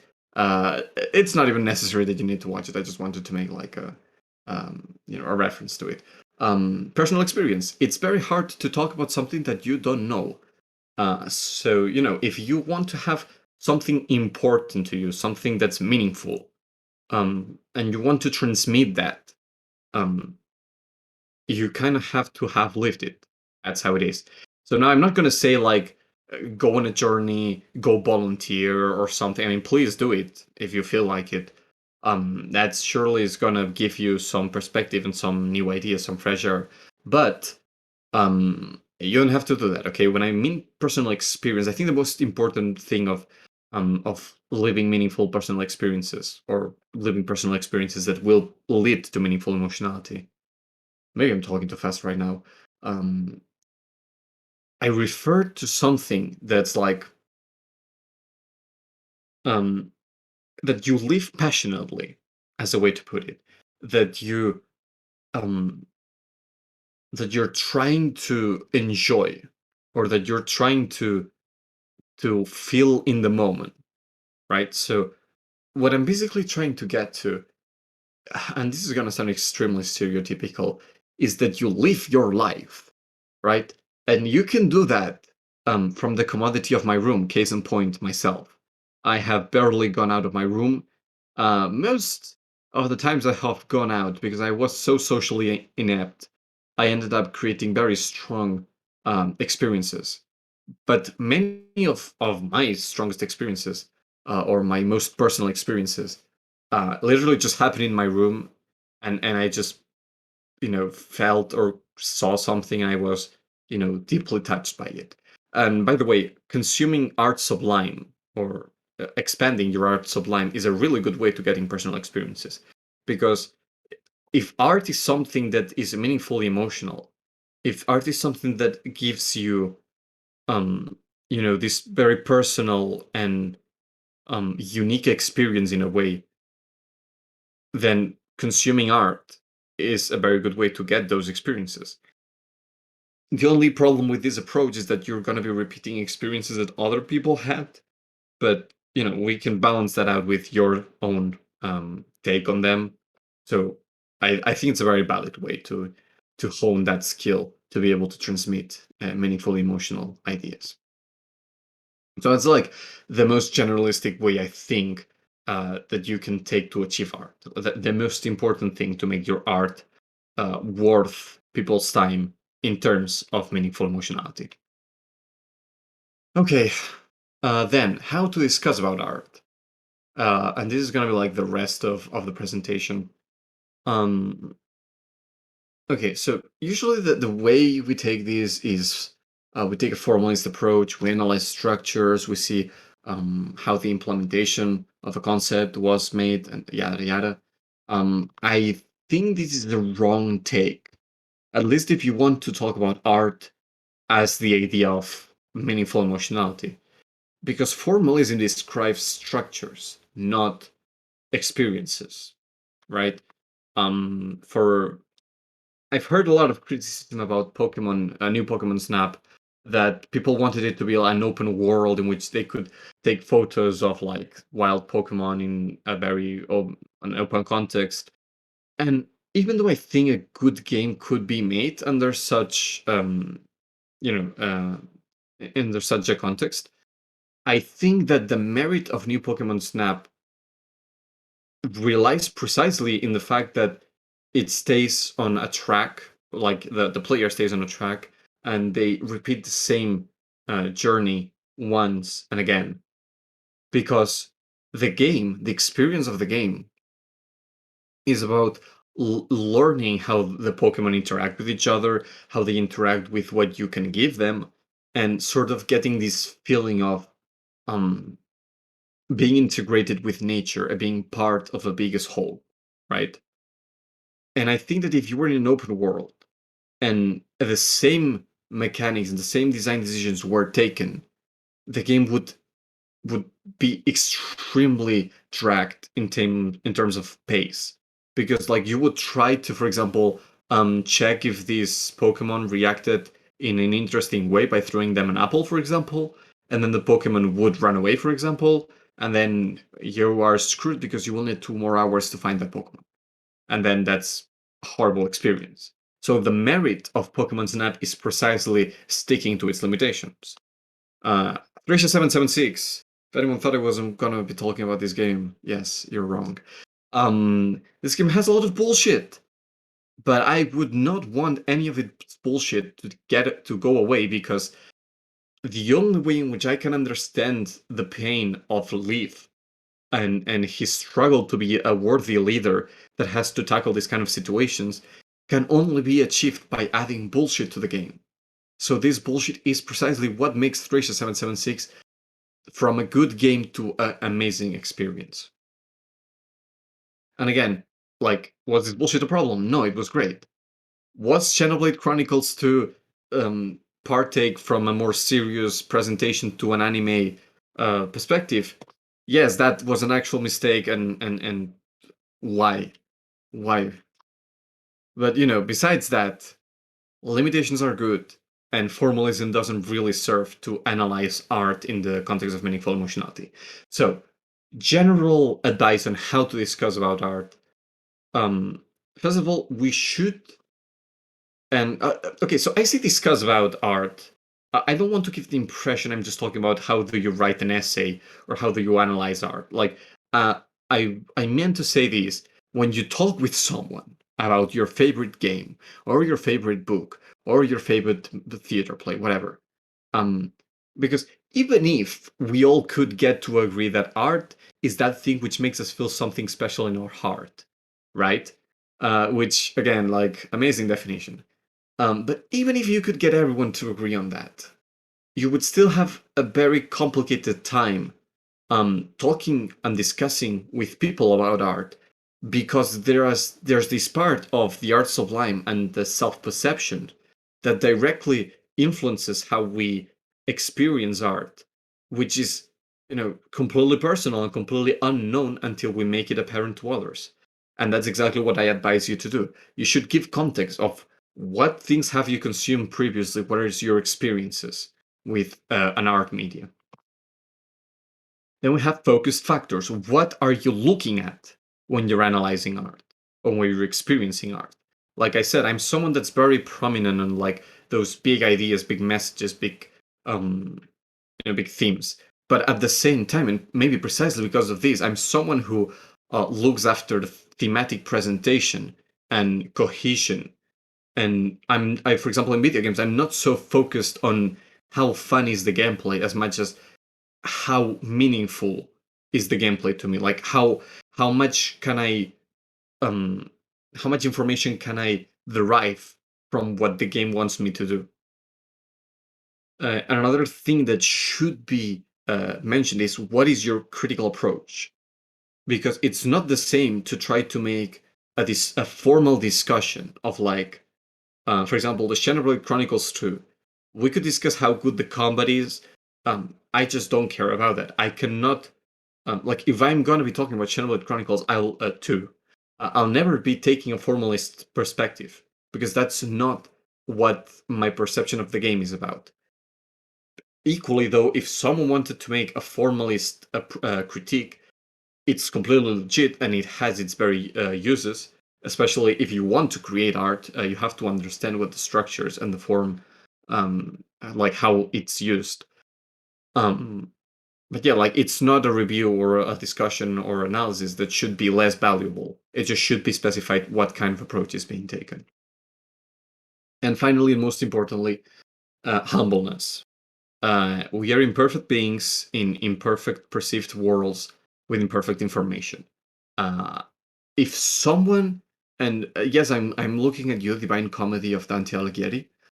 If someone made something in such a way that it was extremely obscure to understand the resonant or the transcending component of, you would probably miss it. And I use the Divine Comedy as like the quintessential exponent of it. But like, there are so many things that just have abstract or have very elusive messages, and we're just gonna miss them. And it's not only what the message is, but it can also be like how the game wants us, and games, because this is a video game centric Discord, but any media really, how the game wants us to play or how we should interpret certain things.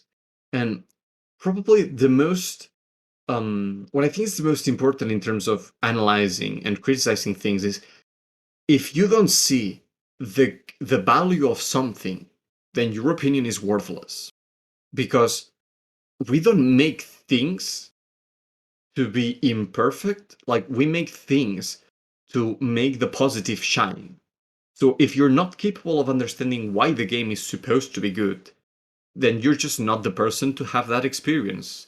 And like, of course you can give your opinion, but no one will care, because the value of the game is in what it does good, not in what it misses. Okay, so now we're going to be talking about more specific things. If anyone wants to comment about achieving art and art discussion, now would be the moment. I'll take that as a no. What? Okay, so right. I mentioned originality and purpose and yada yada. All those things, which I discarded as non-defining parts of art.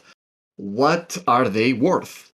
Well, they are actually worth a lot, because, as I said, there's this part of humbleness, this part of being able to understand what the creator was trying to say, understanding the value of something.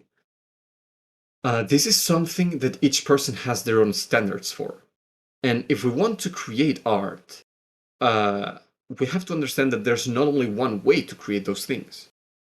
So basically, there's quote unquote a formula or a combination of resources that will satisfy what we want to express, or the ways we want to express something better than others.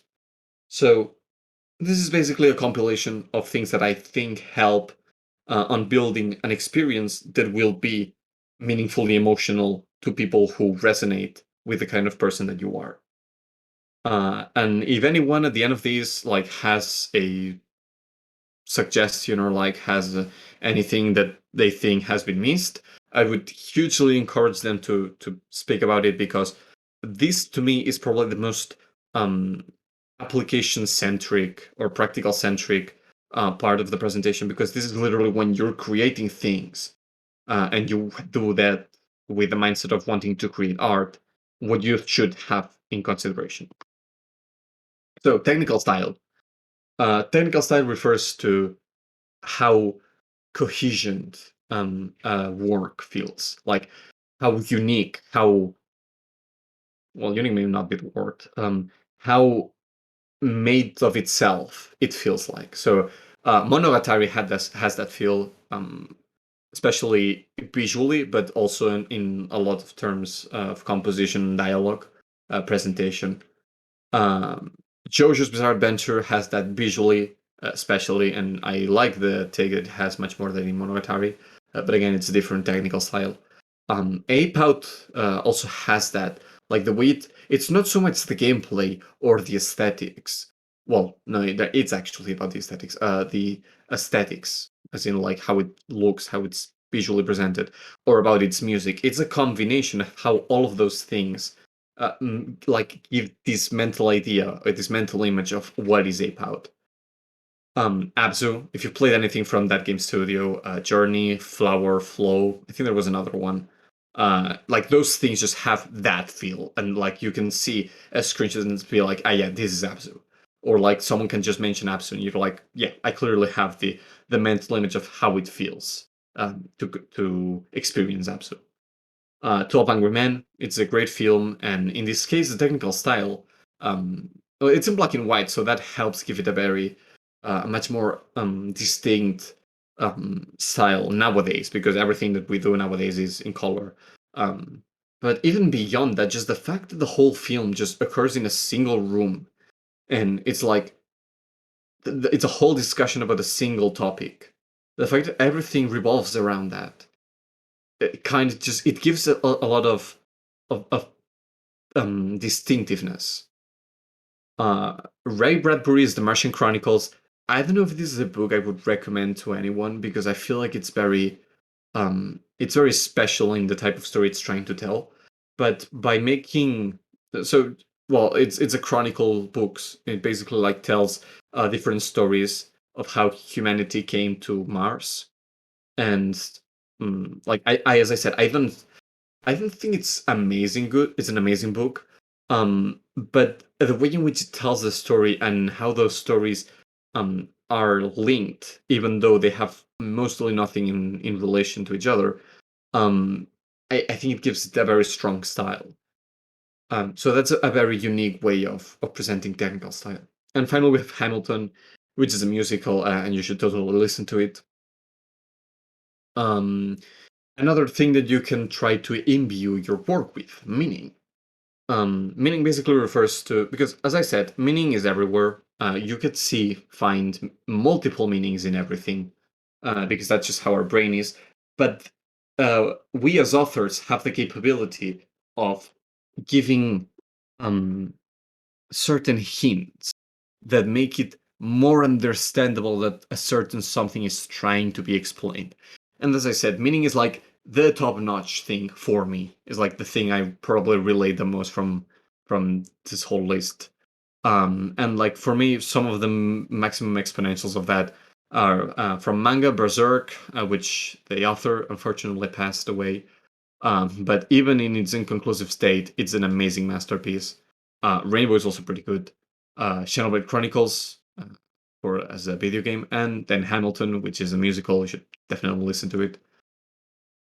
Okay, then we have interpretability. This refers more, as in meaning, what it tries to imply is this idea of a common thread being explored throughout a media work. Interpretability tries to like expand that thread as much as possible, try to have as many meanings at the same time. Usually it comes at the cost of depth, or at the cost of discussion, but it's another branch, and it's something that other people can find more resonating to have in their content. Again, not for me, but for example, the Stanley Parable is the video game case for it. I actually could have put Shoujo Kakumei Utena as an anime here, because that thing is like it's like big brain interpretability. Like that thing can be read in so many contexts. It's amazing. But I forgot, so whoops. And then we have One Piece from the manga counterpart, which is like it's pretty good. The fact that the micro conflict, the current conflict, could say, and the macro conflict, all those things kind of relate, but can be viewed differently depending on the perspective. Adds pretty good. And then we have Hamilton, which its musical is pretty good. You should definitely listen to it. I don't have purpose. This is a weird one. This relates a lot to meta context. And I say it's a weird one because this is not inherent to the creation. So it's something that. But did I not talk about Space Patrol Loco? I'm so dumb. Anyway, like this is something that you kind of have to actively look after. Once you have consumed something, or even before. For example, for the case of Doki Doki, to me, it's interesting what it's supposed to be and like what the creators intended it to be, and how that sort of contextualizes the world of Doki Doki, even though it doesn't really change like how the events that happen within it kind of develop. Common Sense from Thomas Paine. That's actually something I learned of because of Hamilton. So Common Sense of Thomas Paine. It's kind of like Hamilton, which is a musical that you should definitely listen. But basically, it was kind of a pamphlet that was written before the American Independence War, and it basically says why England sucks and why America should go independent.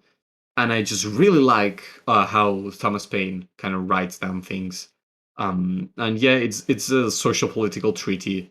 It's to me it's art because I related to a lot of things that it said in a meaningfully emotional way. Even though again its purpose was, I mean, I wouldn't say propaganda, but kinda. And again, just knowing the influence it had and knowing the context in which it was written, I think is precisely what enriched the reading beyond interesting ideas being displayed. And then we have Space Patrol Loloco, which is like an anime of like 12 episodes, 6 minutes each. It's very short. And literally no one else likes this thing, because to really connect with it, I feel like you have to understand what Trigger and Gainax did. Those are like two very prominent animation studies, and like what their previous works kind of were trying to say. And like if you connected with Kill la Kill or with Tengen Toppa Gurren Lagann, with Fooly Cooly, if you connected with those, and then you watch Space Patrol Loco, it blows your mind. It's so amazing. But literally, if you don't have this idea, if you don't understand the purpose behind it, even though Space Patrol Loco does wear it pretty much on its sleeve, it's just gonna fall flat. But if you manage, and the problem with purpose is that it's very tied to a context, very tied to an author, and if you're not capable of realizing that within the media itself, it's usually going to fall flat. But again, if you decide to take that as a way in which you can expand your work, sure. And then we have innovation. If you can do something different from everyone else, then people will pay attention to you because, I mean, if you can do it good or well, you can do it well. Because, you're offering something different and something. And as I said, and I don't have a clear grasp on this, but I have seen a certain relationship between something being new and something being meaningfully emotional. And by new, I can also mean recurrent. But again, I don't really want to go that deep into that because I don't have clear evidence about it. But Dark Souls basically invented a whole genre. Zelda Breath of the Wild was innovative within the series. Hokuto no Ken is like a 70s, 80s manga, and the joke is that it took the stereotypes of popular manly media of like Sylvester Stallone and Rambo, who might actually be the same person because I don't really know authors of Hollywood, but like those macho muscular guys doing macho things. And Hokuto no Ken took that, and yes, it's a series about muscly dudes punching other muscly dudes, but it has such a heartfelt, emotional, and vulnerable side of it that it's just it at least it really connected with me, and it completely, like, it did what all those American series completely missed the point about, and that's why I love Hokuto no Ken. Hunter x Hunter, innovative within the genre of shonen, and then again, of course, Hamilton, which is a great musical, and you should definitely go listen to it. Uniqueness. This is different from innovation in the sense that innovation refers to something improving or differentiating itself uh, from something that was already done. And uniqueness is just being like weird in regards to everything else. So Pokemon Snap to me basically like feels this quota perfectly. Like, there's nothing, I've never found anything similar to Pokemon Snap that has the same experience. To like, I imagine a game about making photos, and it's like I couldn't feel like I care because like Pokemon Snap take those mechanics and then it joins it with the fantasy of the Pokemon franchise, and like the P complements just so goddamn well the mechanics and the systems behind the game, and it's just this super cool thing that nothing else resembles, and that's why I think it's great. Braid is unique in the sense that it was unique in the market, so that it was an indie with a very high quality production. And, well, even now, which is the flowing time mechanic is pretty unique in itself.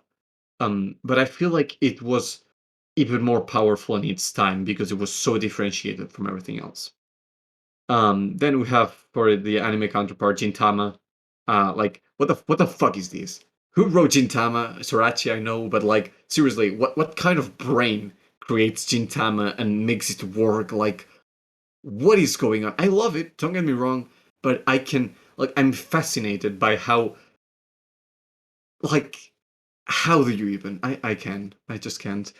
And then we have The Lost World, which is it's an Arthur Conan Doyle. You probably know him because he's the author that created Sherlock Holmes. And basically, Lost World is like an autoconclusive novel about a bunch of people finding a place where there are dinosaurs and living there. And I really like that it takes the idea of dinosaurs and it actually takes it seriously, which is pretty unique, at least as far as I have seen, and especially in its time. And then again, we have Hamilton, which is a musical. It's pretty great. You should definitely listen to it. Okay, emotionality. Emotionality refers to any emotion. This is the most generalistic possible categorization. As I said, emotionality is something that is very relevant and prominent in media in general. And it's undeniable that it just helps enjoying it. Because it, just the fact that you're feeling different things helps you keep engaged. So a very weird example for me is the Mystery Dungeon Explorers of Sky.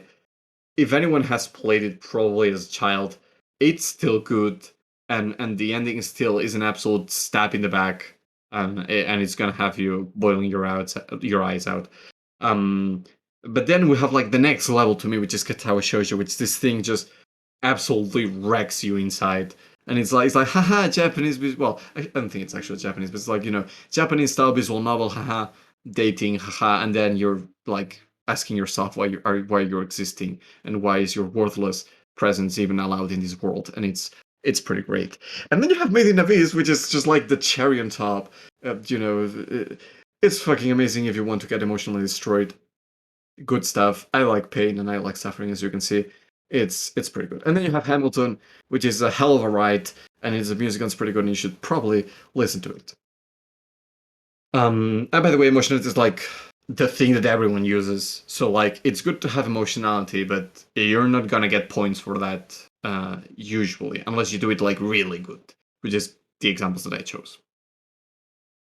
Another thing that you can use is media usage, and this is something that so few people actually do, and it's so annoying. I love it when media uses the tools they have, the unique tools they have, to their advantage, but just people don't seem to want that for some reason, don't seem to think about that.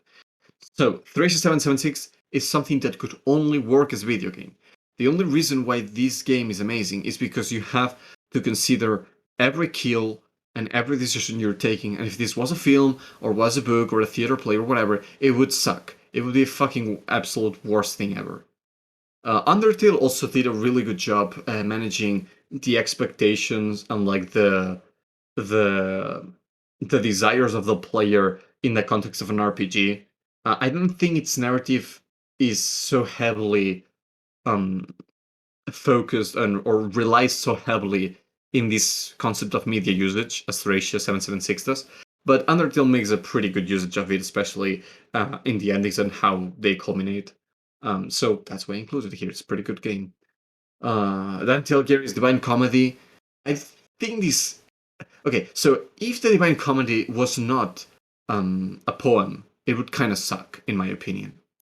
But Dante was so screwed in the head that he was like, no, look, I'm gonna make a poem, okay, and everything is going to be a multiple of 3, and everything is gonna be divided in these mathematical proportions that reference God and Christianity, because fuck conventions, I guess.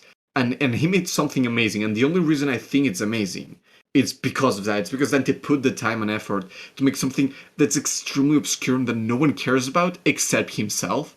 And I don't know. It's so dumb. I love it. And by dumb I mean extremely skillful, but and then we have Terraformer, as I said, already love this thing. But the first season of the anime, I think, makes an extremely well job on using limitations and the tools of animation and audiovisual production. And like, why does this thing not have an Oscar? I don't get it. And then again, Hamilton, the musical's pretty good. You should probably listen to it.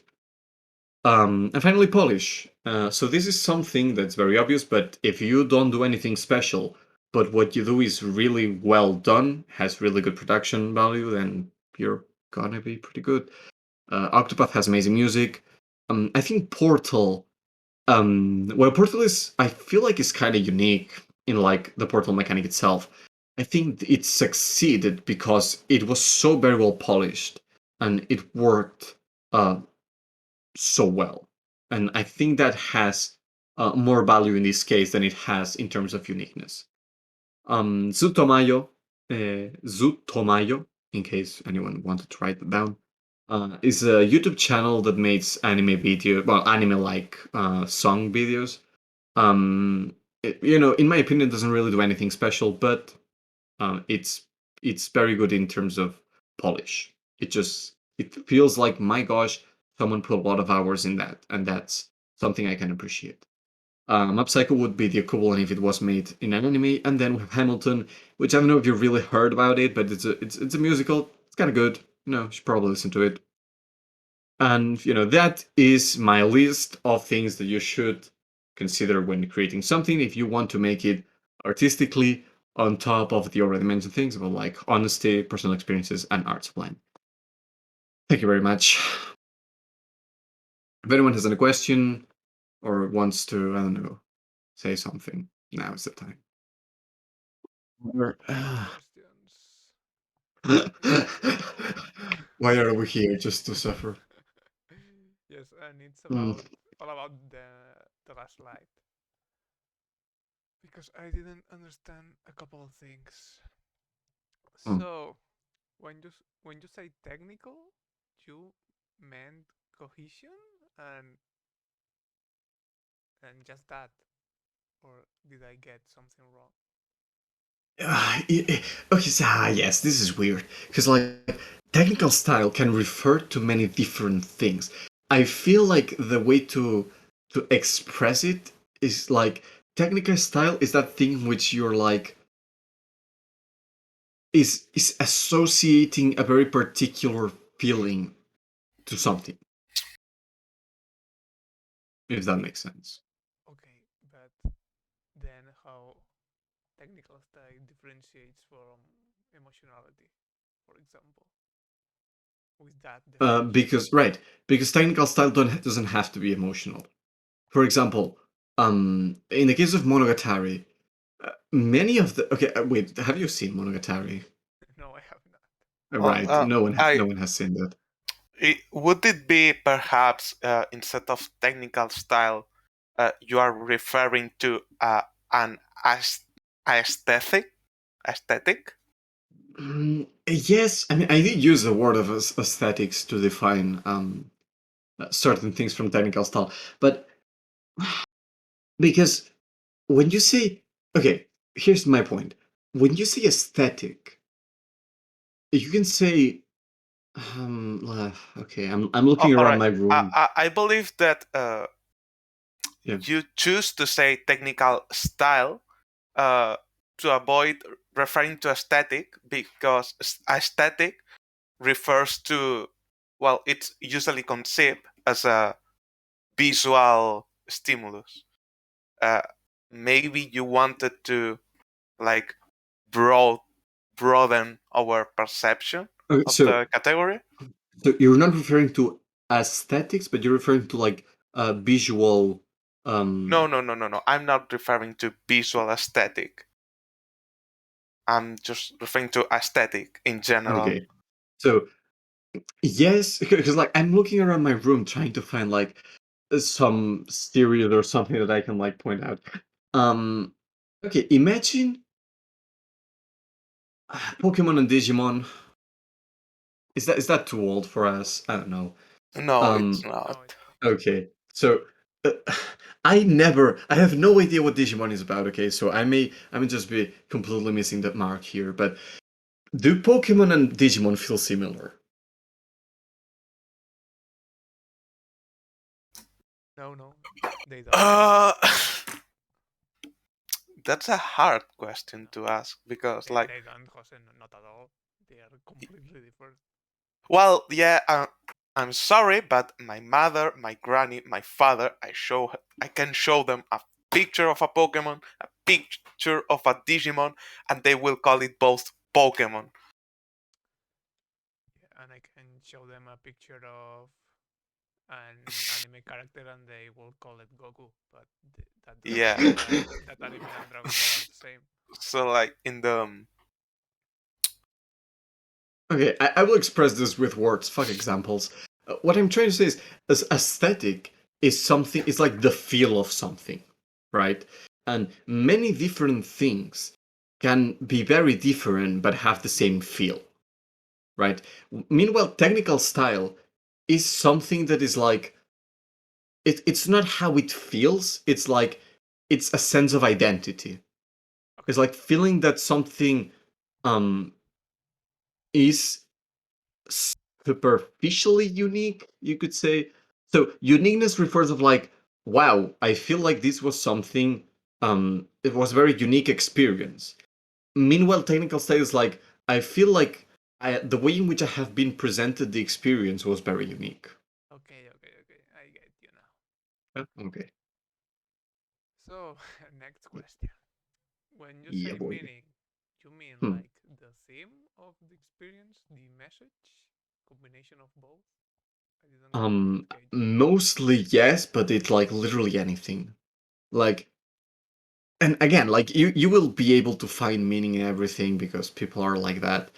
But wherever, like, it can go from character design to world building to plot to theme, like literally. And like I have a oh my god, like I am struggling whether I should show it or not, because I will have to get to the folder and I don't know what can be seen from getting to here to the folder. But whatever. I have like a word in which I speak about thematic um like representation. How can you thematically explore something? It's like literally anything can convey ideas.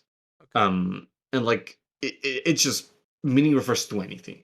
Anything that anyone can take beyond face value goes there. Okay. Then, how does meaning differentiate itself from purpose? Because when I was writing down the questions, Hmm. I thought that you meant meaning was the inherent message of that that art, Yeah. and purpose was the your interpretation of it. No. Purpose is the authorial intent, if you will. No, that's not right. Because the authorial intent can also apply to meaning. But purpose refers to like why is literally why the thing was made. Like what the context beyond the artwork itself informs the artwork. Okay, so I got it them mixed. Uh, yes, and then just a couple of comments. Hmm. When you mention innovation, you mention Fist of the North Star and not Dragon Ball. That pains me. That's okay. But whatever. And emotionality. You, I get your point. I think, see, rather than the point example, because when you say the Pokemon Mystery Dungeon, it's true that at the end that Grovyle gets me every single time, and I don't know how it works. Yes, yes. I do not know, but yes, I understand here completely.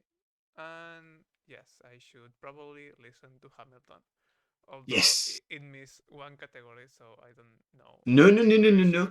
Yes, it does. Because technically Hamilton has a song where it mentions Common Sense by Thomas Paine. So man, Ada said that I'm in Denzer, I'm insane. You want a revolution? I want a fucking revelation. So listen to Hamilton because it's really fucking good. So technically it goes in all categories. Okay. I can talk about Hamilton's purpose No, if you no, want. it's fine. We'll be here another It hour. has been 2 hours already. It's fine. That would be all for my part. Just wanted to congratulate you because I think you had a very rigid definition of art, and I think that you making this research or this research about it, I think you really improved, and I think that the conclusions you you came to are are really valuable. So yeah, congratulations. Yay, those 30 hours were worth some. Well, plus 30 hours were worth something. Yes. Yay! Approval from my friends. Yes. Okay, so if you want, well, anything else, anyone wants to say anything, I don't know, man.